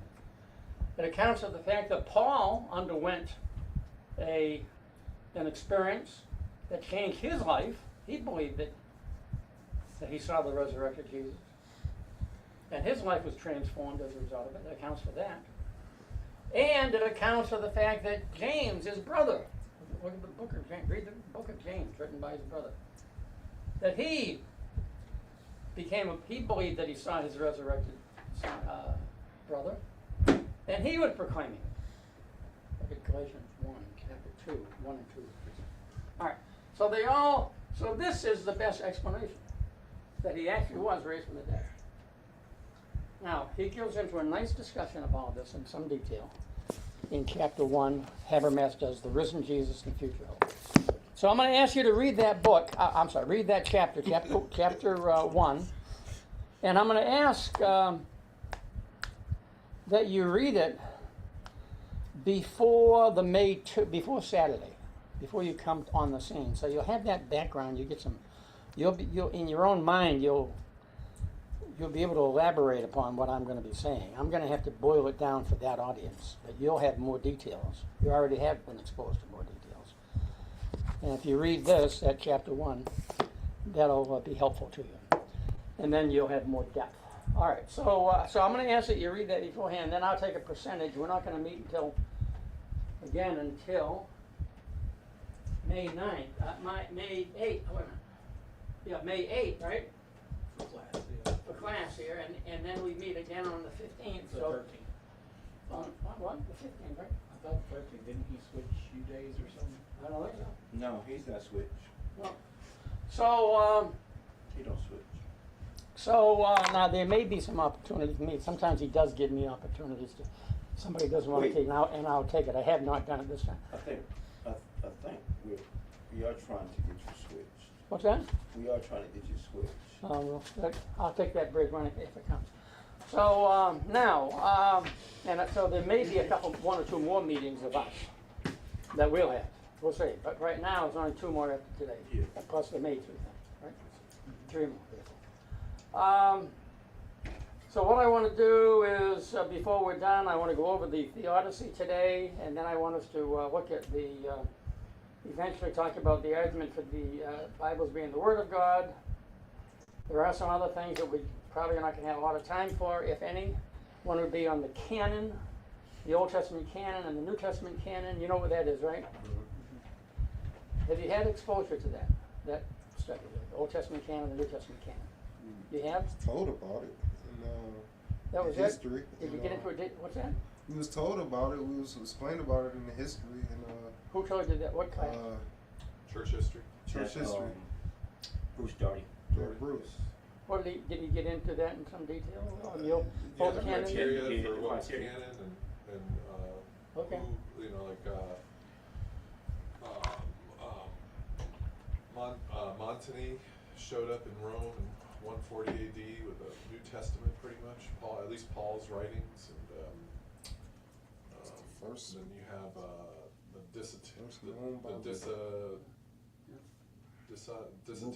Did he refer to a book that was recently published that compiles all the lists of the canon books of the books that we have? No. No. What book is that? He said recent. I'm reading a book right now called How We Got the Bible. Lightfoot? Lightfoot. Neil? I don't have enough time probably to go into all of this myself in this course. You should be aware of the fact, it would be good for you to be aware of the fact that there is a book put out by a brother and co-authored by a brother down at Heritage Christian College. I think it's titled Lists of the Canon. Would you look that up? I don't have the title at the top of my head. And that pulls together a lot of the lists. However, there's some other material that's very useful, very useful. In fact, I've been asked if I would write an article in the Spiritual Sword that's coming up in October on the Old Testament canon. The list of the canon by Caliber. By who? By Caliber. I've got a website too, BibleCanon.org, the lists in Codis's timeline. Look up Heritage Christian College faculty, somebody, and I'll look at something. Gallagher? Yeah, Gallagher, by Gallagher. So Gallagher and a co-authored, and what's the title of that book? Biblical Canon List from Early Christianity, Texts and Analysis. From Yeah. J.D. Mead. Yeah, that's good to have. That's the book. I can kill this, right? Kill like the plague. Okay. It's different. You stay away from it like a plague. All right, there's more to say about the canon. And then I'm not going to say a lot about it. I don't have time, I don't think, in this course. We'll see. And then we talked about God exists. Well, the argument from evil. The Bible is the Word of God. And that's a lot of material right there that you've been exposed to. So what we want to do now is switch gears, put it into second gear. For those of you that used to drive a standard shift, remember that with a clutch? Yeah, in Germany I did. Okay, I did. Not in Germany. Yeah, that's all I did was drive sticks. Okay. And is that what they have now? I don't know. Automatic now. Okay. Probably got automatic now. So the reason I want to know is I want to go over and make a trip to Germany, and it'd be nice to know that ahead of time. Just know their windows shattered. Their glass shattered. No shatterproof glasses in Germany. Oh, okay. Yeah. You get in an accident, it's shattering like you. Not like nice. America. That might have updated since then, right? That's I not don't nice. know. That was weird though. Let's sneak a peek at chapter 2 in this dissertation, theodicy, and let's go through this. The big thing here is to know, especially, are Warren's 10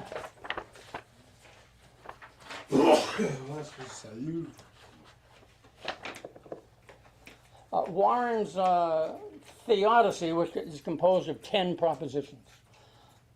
So let's look at, to begin with, start of the, let's look at that argument from Mackey and take it from there. Page 24, to begin with, we all know what a theodicy is now, right? It's the theist defense of the existence of God when confronted by suffering in this world. That's a theodicy. Only referring to suffering. Well, they'll use the word evil, but Yeah. you read them and they're talking about suffering. I don't see So that the question definition. arises, is suffering evil? See? And, but it's caught on, it goes by, usually, their argument from evil, but they're concerned about the suffering, sometimes horrendous suffering, and how can an omnipotent, omnibenevolent God exist if there is such suffering in this world? That's their argument. That's their concern. So J.L. Mackey, looking at page 28 now, J.L. Mackey wrote an article that that brought forward the argument from evil, and it's sometimes used as it's a pretty well-known article by atheists, and then theists will try to resist what he has to say there. It doesn't. The argument from evil does not begin with J.L. Mackey, but he articulated it in an article back in 1955, and then Warren took that up and wrote his dissertation with the aim of showing that Mackey did not prove his case. Mackey's argument is, since suffering exists, then God, you cannot have a omnipotent, omnibenevolent God. That is to say, God is omnipotent, God is omnibenevolent, and suffering exists, constitute an inconsistent set. You can't have all three. You're going to have to either modify one of them or eliminate at least one. That's his argument. And it comes down to his adding more propositions to the mix. And so then looking at page 31, his argument can be expressed like this. If good is opposed to evil in such a way that a good thing always eliminates evil as far as it can, and there are no limits to what an omnipotent being can do, and a good omnipotent thing eliminates evil completely, then God is omnipotent and God is omnibenevolent and evil exists are an inconsistent set. And then he proceeds from there and concludes, therefore, God does not exist, and of course our interest is the God of the Bible, therefore the God of the Bible does not exist. So he sets that forth. Warren opposes that. And Warren, if you look at page 34, argues that Mackey's propositions, God is opposed to evil in such a way that a good thing always eliminates evil as far as it can, and there are no limits to what an omnipotent being can do, and a good omnipotent thing eliminates evil completely. Given that those three are true, then it cannot be the case that God is omnipotent and omnibenevolent and that evil exists. Warren says, no, not true. That conclusion does not follow. And so what Warren does, in essence, is he replaces Mackey's three statements, 4, 5, and 6 on page 34, with 10 of his own. And he says that given these 10, it is possible that God is omnipotent and God is omnibenevolent and suffering exists can be true at the same time. That's all he needs to do to prove it, to show that Mackey has not succeeded in proving this case. And as I say, I don't think you're not going to find a better reply to the problem of evil than these 10 that Warren identifies. So I'd like for us to go through these 10. And beginning at page, let's see, put your finger on page 40. Put your finger on page.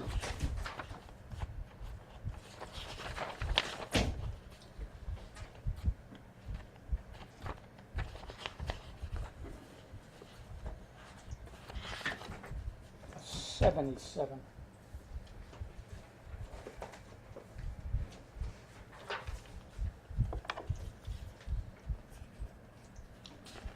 And notice. What is that 15? What? This has 15. No, I boil it down. Oh, So look at page 77. So keep your finger on page 40. So on page 77, you see that, everybody? See the table that I've got there? Yes. On the left-hand side of page 77 in that figure, I spell out a little more detail his 10 propositions, which together show that the three basic propositions, God is omnipotent, God is omnibenevolent, and evil exists, suffering exists, can be true at the same time. And then I boil his 10 down into a shortened form and over to the top right. The first one I call soul making. Second one I abbreviate as evil and sin are the same. Thirdly, there is free will. Fourthly, regularity and mutual interferences. 5, probationary period. 6, states of eternity. 7, Jesus Christ in the Bible. 8, epistemic distance. 9, the infinite God. And 10, there's some mystery. Given that these 10 are at least possible, then Mackey has not proved his case. So let's take each of these up in some detail. Soul making, looking at What page. page are you on now? I want you to be at 77. page 77 and also page 40. So you're gonna be at page 40 now? Yep, On the actual document, right? yeah, it's yep, in the document. it'd be 93. What's that? What? Uh, So, let's do this. Starting at 77. Soul making. Yeah, 77. God, in his perfect foreknowledge, knowing that man would sin, designed this present physical world for soul making. What's he saying? What's he mean by that? For some reason, suffering is necessary for us to be saved, or for people to be saved. I was wondering if soul making was the proper term, since we have souls when we are not. He's borrowing that from John Hick, the term soul making. So the term soul making has a bit of a history. And he's buying into this to a point. And what Warren means by soul making is that God, before he created this present world that we're in, knew ahead of time that we would sin. And so then this present world that we're in has enough characteristics in it to challenge everybody adequately, either to accept God or to reject him, given all the difficulties that we experience. That he created this world in such a way that it has challenging ingredients in it, person to person. 1 Corinthians 10:13. I will not allow you to be tempted beyond that which you are able, but will with the temptation give you an avenue of escape so that you'll be able to endure it. God, according to 1 Corinthians 10:13, is going to pitch that individual to individual. What Austin might be able to face better than I can, he'll take that into account. And vice versa. I might be able to face something better than Austin. But he's not going to allow me or Austin to be tempted beyond that which way I am able, but will, with the temptation, give each of us an avenue of escape. And that he's involved in this life. And that this world, you might even put it like this, this world is perfect for the purpose for which God gave it. It's the best of all possible worlds for the purpose for which God gave it. That is, it gives you enough challenges and for you either to accept him or reject him. So you can put all of that under the heading soul making. That's not the whole picture in Warren's theodicy, but that's one element in it to consider. Second, he says, the only intrinsic, that is inherent, real, evil is sin. The atheist is calling suffering evil. But Warren is saying, no, suffering is not evil, not in and of itself. How about, for example, when you've got a surgeon who's going to operate on Calvin's heart, he's going to undergo some suffering, but it's for his benefit. It's not evil. You can't say that suffering is evil. And that's it. A blanket statement like that. As a matter of fact, what is evil? Warren says the only real evil, the only thing that's evil in and of itself is sin, which is that which contradicts man's sonship to God and his brotherhood to man. The only intrinsic evil is sin, a violation of God's will. You can't say that suffering is evil, not in and of itself. 3, man, the human being, that is, not male as opposed to female, man, human being, has free will. That accounts for some suffering in this world.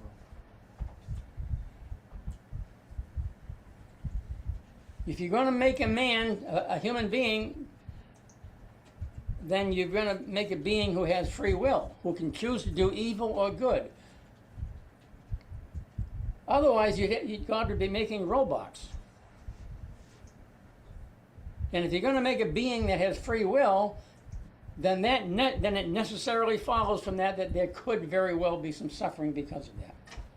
But that's what a human being is. And if you're complaining about that, then you're complaining about God's making a human being, because a human being is a being that has free will. Otherwise, you've got robots. And it is important that human beings freely choose to follow God or reject Him, and not be forced one way or the other by God. Okay, go ahead, Chris. Sonship. What's Well, we are, what he means by that, of course, is the biblical idea. And that is that, relationship between? yeah, a vertical relationship between us and God. Okay. Right? And the brotherhood to man is the horizontal relationship. Remember, Jesus said everything, the prophets and the law amount to love God and love God and your fellow man. Right? It's ironic that the very people that deny God are the very people that value free will the most. Yeah, don't tell me. Do what they Don't want. tell me what to do. I'm going to do whatever I want. Yeah. Number 3. I'm sorry. Number 4. To account for the evil that's in this world, and to show that I should say, to account for the suffering in this world, and to show that it can be consistent with an omnipotent, omni-loving God. Number 4. The nature of this physical world is such that its systems operate according to the regularity of natural laws, and its systems interact with each other. There's a mutual interference. Now, you read that. What does he mean by that? And how does that relate to the existence of suffering, and why there can be suffering in this world and God exists at the same time? Is that when you was talking about our conscience? How there's natural law where the conscience is, no? No, he's talking about the stuff that happens like acts of God, that people, like insurance companies call it, like tornadoes and Okay. tidal waves, things that occur in this world that cause suffering or interfering with other systems. Yet the perpetuity of the world, the consistency of it is over time is very stable. So, Okay. take the law of gravity, natural law. Antreon goes up on a ledge. Have you ever been to the Grand Canyon, by the way? Ever seen it? I don't We're want to. going this November. You see the little Colorado River down there. Looks about that big. It's a mile down. I don't want to go there. You're going. Stay, watch out for the edges. Yeah. At least when we went there years ago, they didn't have any fences. Some of the edges were unprotected. Don't look down. And some silly people were sitting on the edges with their legs dangling. And it was a mile down there. And if you fall, you wouldn't just go down a mile. That might be kind of fun on the way. No, because 500 feet down, there's a ledge, a sharp ledge that comes out. You'd bounce off of that. It would not be fun. I'm not looking down. One time I did that in Tennessee, and I said, "Do not touch me." And you know what someone did? They decided they were going to be funny and act like they're going to push me off. That's awful. I know, terrible. We were over in Ireland one time, Aaron and I, and there's a famous ledge over there. It's about 500 feet down in the water, but there was no fence. And there were people over near it who were going like taking pictures of one another like this. Oh my Yeah, goodness. why are you doing this? That was very So if you were to, so Antreon's on the edge of the one of these unprotected areas of the Grand Canyon. I'm assuming there's still some edges unprotected, no fence. And he falls. Well, he's going to get hurt, killed, right? yeah, okay. Well, that's the law of gravity. What do you want? If you're going to have natural laws, there are going to be consequences of that. If you're on a railroad track and the train is coming toward you fast, and you don't have time to get back, what do you think's going to happen? You're going to jump, and then there's a 500-foot drop down there. What are you going to do? The natural law is such that the locomotive by momentum is going to keep going, and then if you were to jump over, you're given natural law. What do you want, God to intervene and have no natural law in that particular case? But then when you over here where gravity works to your favor, like you build a house on a ledge, you can be assured that thing's going to stay there, right? Gravity's going to pull it down, right? Or when the astronauts came around, did that loop around the moon, and they start coming back. Now they're within the gravitational field of the Earth. That was pulling them in. That's the law of gravity, right? So what do you want? How would you go about preventing evil or suffering that results from a violation of natural law, say the law of gravity? God would have to, I guess, make it apply to you when everything's fine, but when it doesn't, when you're in danger, he's going to remove that natural law. What about the guy over here who's depending on it building his house? I mean, given natural law, that accounts for some suffering in this world.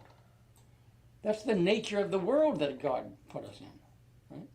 Furthermore, this world, according to Jesus Christ, John number 7, this is not an end in itself, right? This is a probationary period. He gets into one of those, number 5. But this world, so this is not an eternal world, given the biblical picture. So the nature of this, number 4, the nature of this physical world is such that its systems, its natural laws, operate according to regularity. Not only that, its systems interact with each other. There's a mutual interference. Sometimes this will happen, but there'll be another law of nature will have some opposite effect, and sometimes they will interfere with each other. That's the nature of the universe that God has made. And I'd like for us to read about that in more detail. And by the way, what I do in this thesis, in this dissertation is, I explain Warren's apologetic method, his arguments for the existence of God, the Bible's the Word of God, his theodicy, and so forth. And then, so I explain it, what he has to say. And then I go to the Bible to see what the Bible teaches on these matters. And my argument is that his apologetic method is consistent with what the Bible teaches. Now, one reason why that's important is there are some, including some among us in the church, who try to argue that you can't know that God exists, and that the probability at best, and they articulate this and teach this to others. And what I'm trying to do here, one of the things that falls out of this is, my dissertation is, by opposing these arguments that Warren is putting forth, which are consistent with the Bible, then they're opposing the Bible. So you'll find some of these people opposing Warren, but if I can show that what Warren is saying is consistent with Bible teaching, then they're also opposing the Bible. And that's something to keep in mind if you see some of this resistance by liberals among us.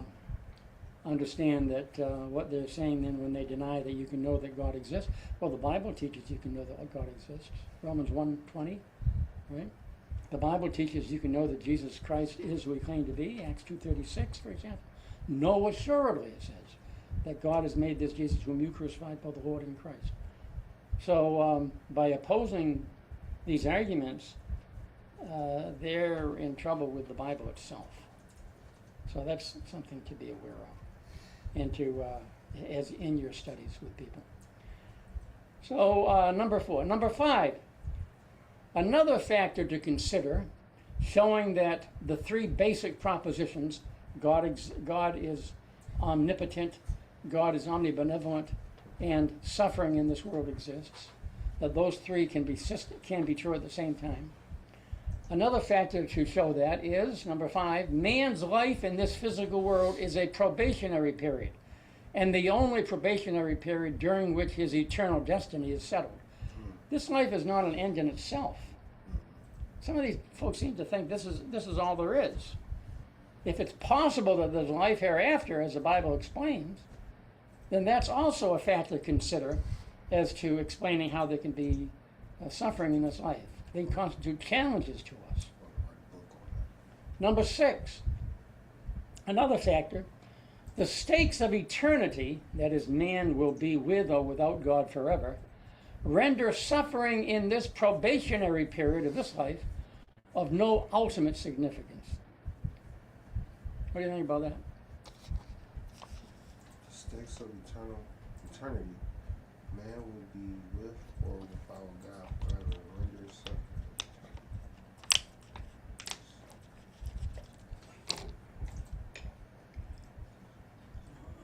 From the standpoint of eternity, with God forever or without Him forever, whatever you face in this life is minuscule. Mm-hmm. I believe that because it's temporary. Now, it might seem really bad right now, but when you consider this as part of the big picture, that there is a life hereafter, and there'll be eternal bliss or separation from God forever. Eternity, whatever you experience in this life, is not to be compared with the glory that follows. Isn't that what the Bible teaches? Mm-hmm. Number 6. Number 7, another factor to consider in this whole picture as to why there's suffering and how suffering in this world can be consistent with an omnipotent God and a omnibenevolent God, the three together, is that Jesus Christ, as documented in the Bible, is the pattern for living during this probationary period and will be the judge after it ends. Someone said, pertaining to John 12:48, where he says, my word, he talks about the fact that we'll be judged by what he teaches. That it's only reasonable that the basis of judgment, that the one who does the judging, and the basis of our being judged by him, is the words that this judge told us here. And that's part of the picture that you have to consider as well. This life is not an end in itself, in other words, again.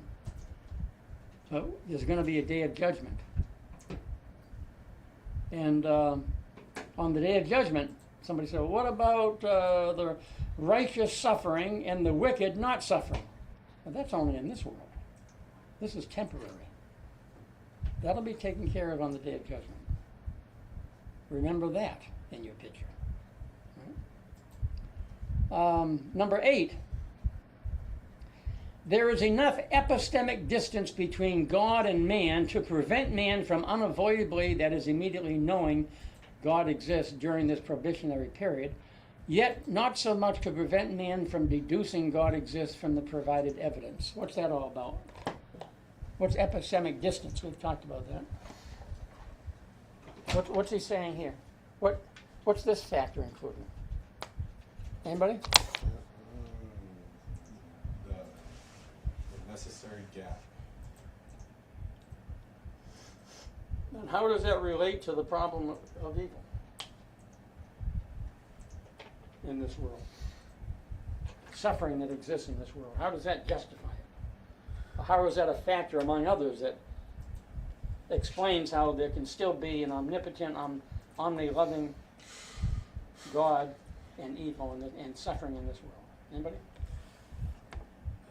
If we have free will, people don't perceive there to be a God. Okay, free will is another one. What's this one? This is a different one, right? There is enough epistemic distance between God and man to prevent us from immediately knowing that God exists during this probationary period, yet not so much to prevent man from deducing God exists from the provided evidence. If everybody, if God's existence were immediately known without having to deduce it from evidence, but just the nature of the world or nature of reality is such that by virtue of our being human, we immediately know that God exists. We don't have to make any effort to think it through. If that's the case, then all this evidence around us is useless. Why do we have it?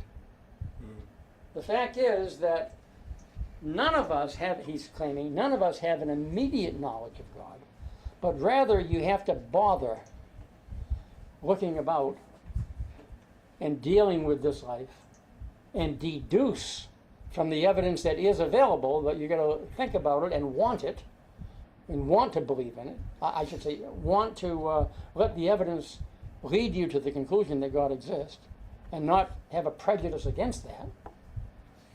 That's part of the overall purpose of this transitory life, of this temporary existence. That part of life ought to be that we have to bother looking at the evidence that God exists using the mind that he's given us and conclude When you say therefore God exists. when you say bother, you mean In quotes. give effort. Yeah. Put effort. You got to make an effort to think, to look at the evidence. Does God exist? In light of all of it, and I look around, I have to make an effort. If I didn't have to do that, why? That would be one reason why, one argument for his not even putting us here. I mean, I guess what would that be? Universal salvation or something? What about Jesus being the Christ, the Son of God? What about the plan of salvation? You have to think that through. If that weren't the case, we'd be in heaven. This is not heaven. This is a temporary testing ground to bring about genuine belief in the existence of God and that he sent his Son, but we have to think about it. There has to be an epistemic, a knowledge distance traveled by our minds from the evidence that is in this world, even though we have all these challenges, but you see there's enough evidence here for us to deduce that God exists. And that fact is a factor in what this world is all about, including the suffering that people experience. Right? So he says again, Jesus Christ as documented, number 8, there is enough knowledge distance that we have to travel. There's enough distance, a gap, between what we know and God.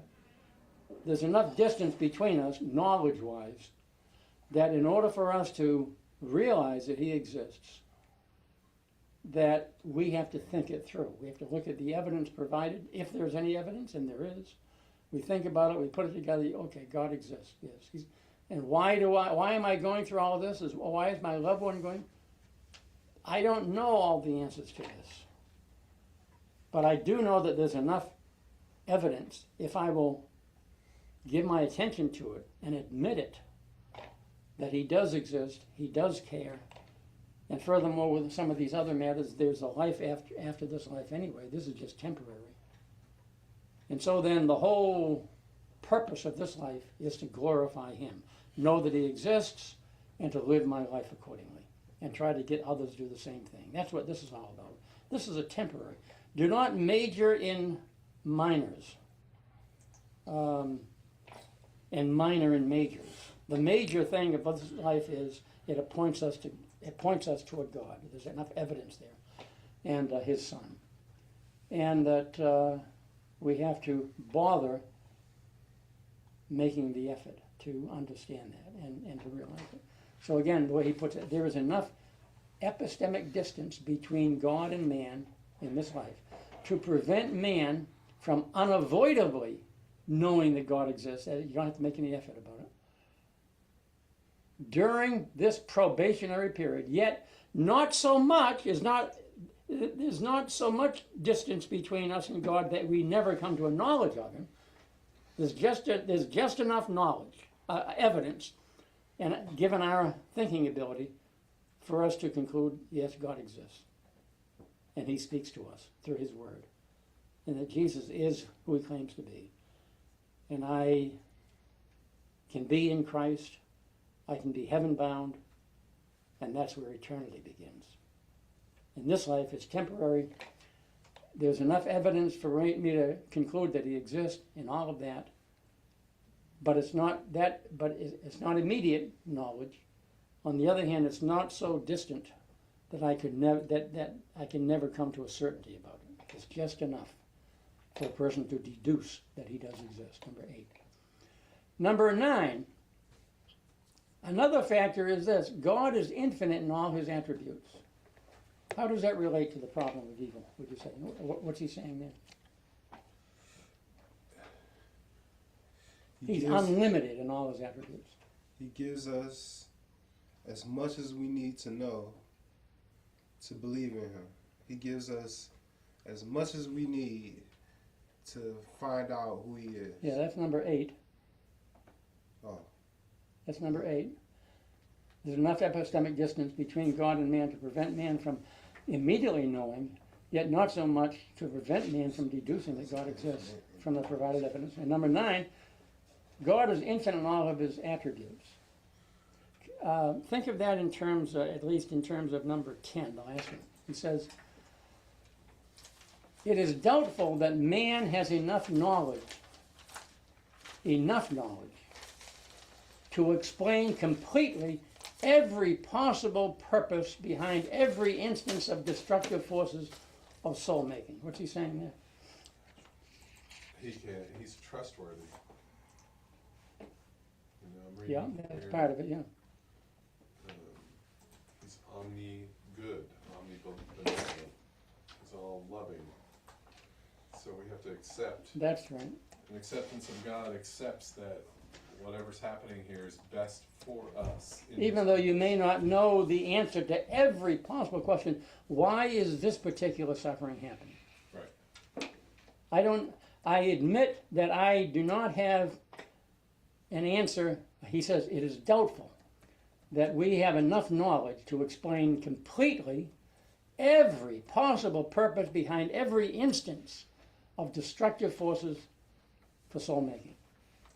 There you do have some answers, but I mean, I think of Stacy Smith. She lost her daughter Sophia a couple of years ago, and if you talk with her, she's trying to figure out why.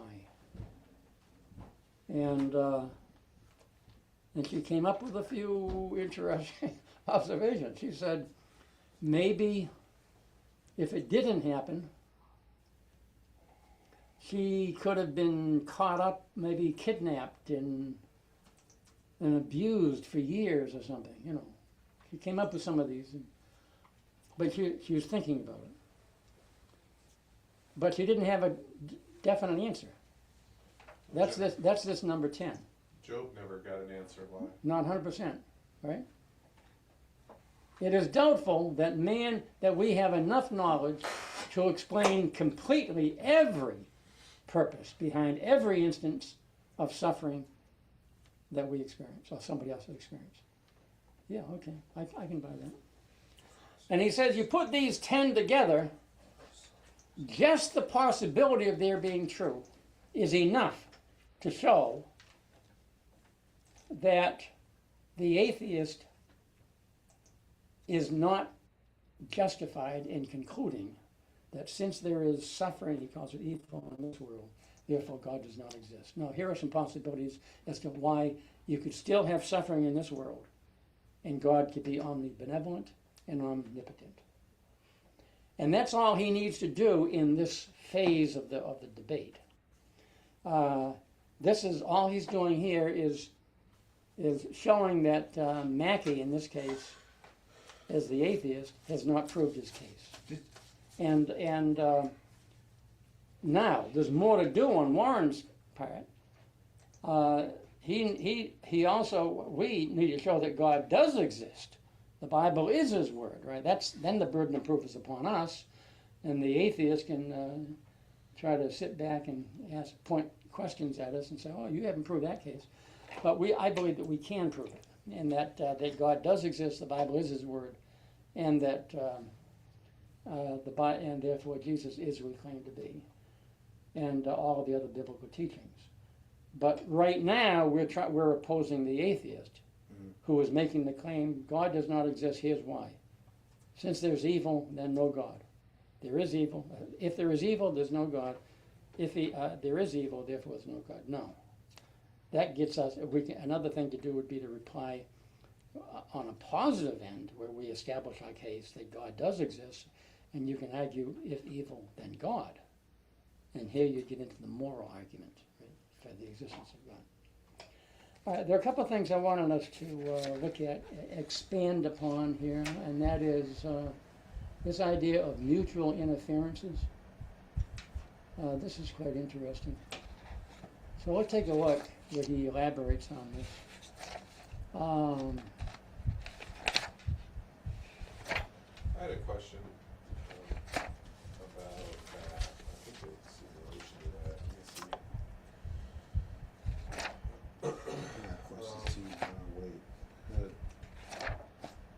see. It's on page 47.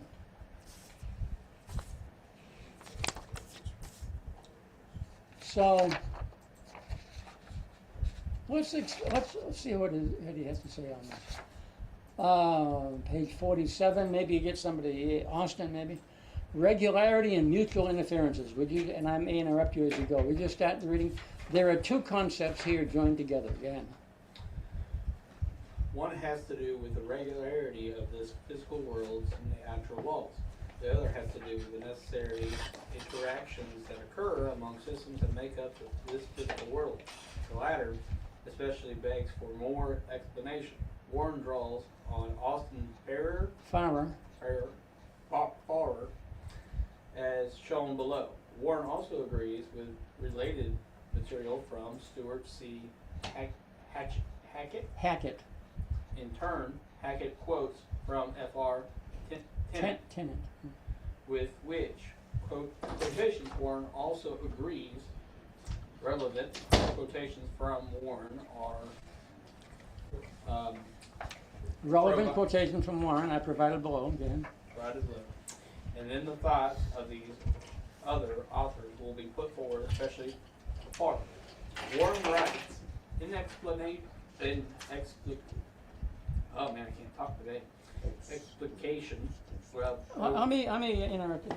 Let me ask you this. I've noticed that on some of the readings, are you brethren, this is a little bit of a tangent. Are you brethren familiar with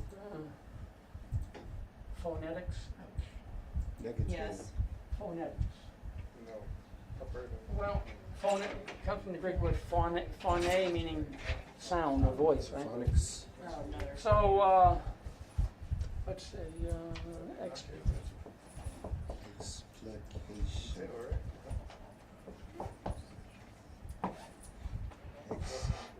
what is that? Do those marks help you in pronunciation? Okay. So, when you put a mark over this in English like that, that means that's where you put the accent in pronunciation, right? So, and then when there's a separation, when we put a separation in here, it means we've got different syllables, right? There are as many syllables in a word as there are vowels or diphthongs, correct? A diphthong is two vowels pronounced as one. So, you would say X, ple, And then that's called a macron, right? This means long vowel. This means, it's called a micron, that means short vowel. Ouch. So so if I were to say, that's telling me that that's the long O, hope. If I were to do this, that means that's the short O sound, hop, right? And you can tell that that's long, that's short. It takes longer to say hope than the O here than it does here, doesn't it? Hope, O, versus ah, right? So, and when we say the letter A, or a, versus a, right? So that's saying it's X, and that's a short sound. Explication. X, ple, not ply, but ple. K, C-A, A, and then shun, right? So explication. There are, when I went to the school of preaching many years ago, the Bible that I got at that time was the American what was called a Pronouncing Nelson. It's the American Standard Version put out by the Nelson folks out of Nashville. And it was a Pronouncing Nelson, meaning that all of these Old Testament names that are strange to me, at the time at least, fortunately,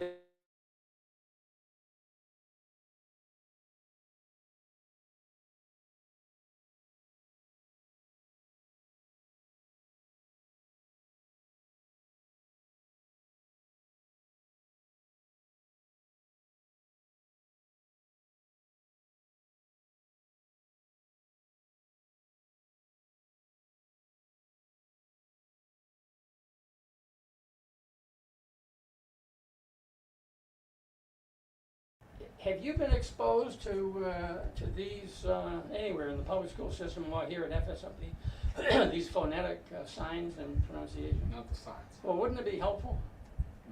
And when you get out there and up there and teaching or preaching and so forth, Well, that is not taught in the public school system. it's to your benefit to be aware of these. This What's is not that? taught in the public school system. Is not? Nope. Okay, You if won't you see that in if you look at some dictionaries. good dictionaries, That's the only place you see it. if you look at some good dictionaries, they will have this pronunciation system identified. And so if you need to work on that, I would advise that you do so, because someone said it's sort of like grammar. One Elder Stevens used to say, How you say that? no, he used to say, Grandma. he used to say, if you use good grammar, people usually would think that you're more intelligent than you really are. If you use bad grammar, people will usually think that you're less intelligent than you really are.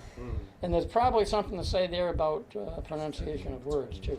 If you hesitate or if you don't pronounce them correctly or you're having trouble, you may get the same interpretation. Oh, he doesn't know much about the Bible then, or something. And it might influence it might have an effect, a negative effect on your influence. Okay, go ahead. What were you going to say? I had a question about if we go to page 64 and 5, the bottom of 64 and the top of 64. Yeah, this on regulation and mutual interferences? Yeah, I think it's in there, yes. Where we use Exodus 14, 26 and 27, the Red Sea. Where are we now? incident. What page? 64 bottom. 64 bottom, yeah. Second, the combination of God's sinlessness? Yeah. So I understand that causing the waters to collapse again, like the conclusion of this was, so according to the Bible, the act itself was not evil. The Lord overthrew the Egyptians in the midst of the sea. I understand that from the prospect of his justice protecting his people from evil intentions is just in the Lord's eyes. but I don't see how the act itself, like, I don't think there's enough explanation there that the act itself was not evil. Is it based Evil on? meaning something that ought not to be done? Correct. Are you inferring that because he was doing it justly in protecting Israel, I could accept that, but it wasn't summarized here. Well, what I'm doing there, and I think this addresses what you're asking. Yeah. What I'm doing here in this context is I am showing that I'm showing that soul making, as articulated by Warren, is consistent with the Bible's affirmation of it. I'm not necessarily giving a philosophical explanation of this, a philosophical defense of it, but I'm saying that what Warren is claiming is consistent with what the Bible is teaching. And so then this would be an example in the Bible where this idea of soul making, namely God in his perfect knowledge, looking at page 60, God in his perfect knowledge, knowing that man would sin, designed this present physical world for soul making. Warren holds that every instance of human suffering, animal pain, and natural calamity results from some condition or conditions necessary for God's providing humans with the ideal environment for soul making. God, in his perfect foreknowledge, knew man would sin and created such a world that is as good as any possible world that could be created for this purpose. Now, if that's possible, that's all I need at this point. If that's possible, true, then and why would we say again? God, in his perfect foreknowledge, knew man would sin and created this world such that it's as good as any that possible world that could be created, and this is the case due to God's perfection. I'm claiming that he's perfection. His being infinite in all characteristics. Right. Well. For this to be consistent with Bible teaching, the Bible would have to teach A, God knows the future, B, God is able to create such a world, and C, the sufferings of this world figure in this probationary world being preparatory for eternal life.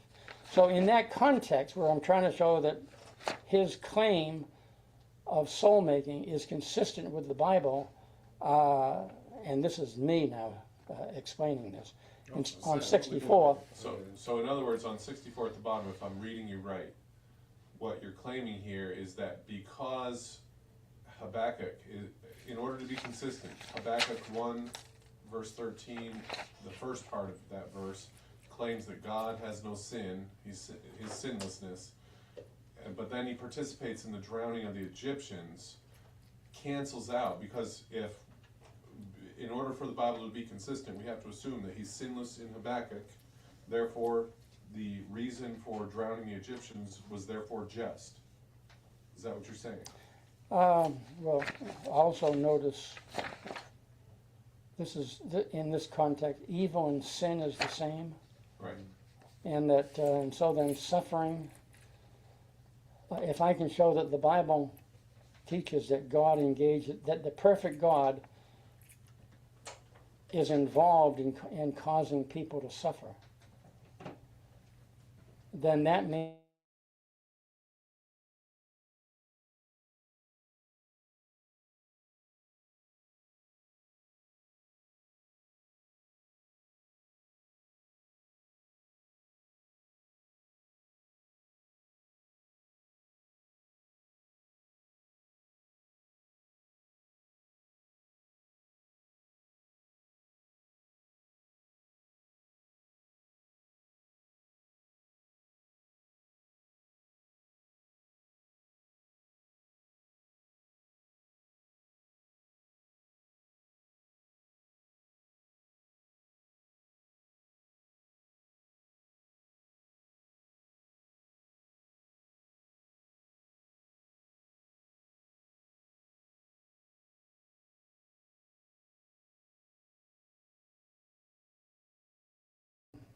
And also, what is it? but the philosophical discussion on this is can What's happening here?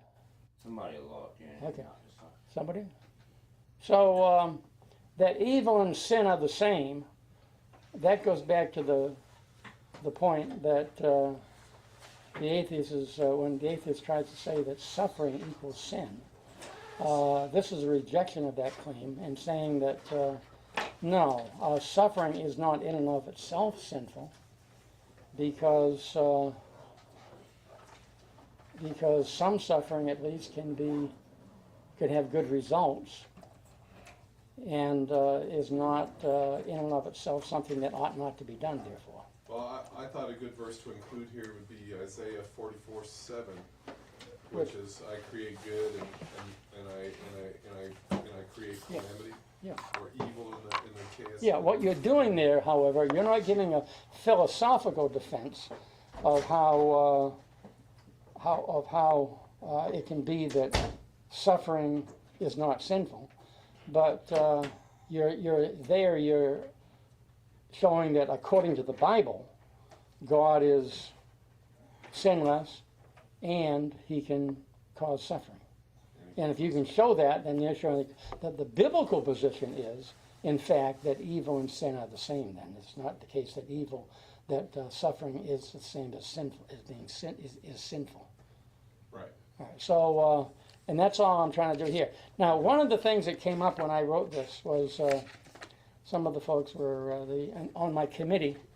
I initially made it clear that this is not a philosophical defense of every aspect of Warren's apologetic method, but rather I want to show that what his method is in detail, and then I want to go to the Bible to see if what he is saying is consistent with the Bible. So this is a theological dissertation, not a philosophical dissertation. Now I do get into some philosophical defenses here and there, but that's not the thrust. And that fact was forgotten by the chairman. Initially, he agreed to it, but he didn't fully grasp, I don't think, what I was talking about. And I think he thought that I was going to give a philosophical defense of all of these things. And I pointed out, well, that would be another dissertation of about 200 pages. I wasn't denying that I could do it, but that wasn't the purpose of it. And again, I'm aware of some of the critics out there of Warren's methodology who are saying, well, you can't know that God exists, and you really can't come up with an explanation for all of these things and so forth. And what I want to do is show, well, this is what the Bible teaches. And so then here are these people who are theologians and Bible teachers in some of our schools. Right. And they're denying some of these things that Warren is saying, and I'm pointing out, wait a minute now, you're opposing the Bible then. Yeah. And therefore I question whether you should even be in there teaching. The reason why I brought up the Isaiah passage was because to the Egyptians, God's judgment there would probably seem evil. Just like a casual reading of the Bible and taking these anecdotal examples out of it without context and calling it evil, like destruction of the Canaanites. Well, yeah. Are we all familiar with? The atheists ascribe evil to the actions of God. He's a tyrant, but it lacks context in this. And this is this can be used to. Obviously, this is a. Well, are we all familiar with the book by Copan, Copan, titled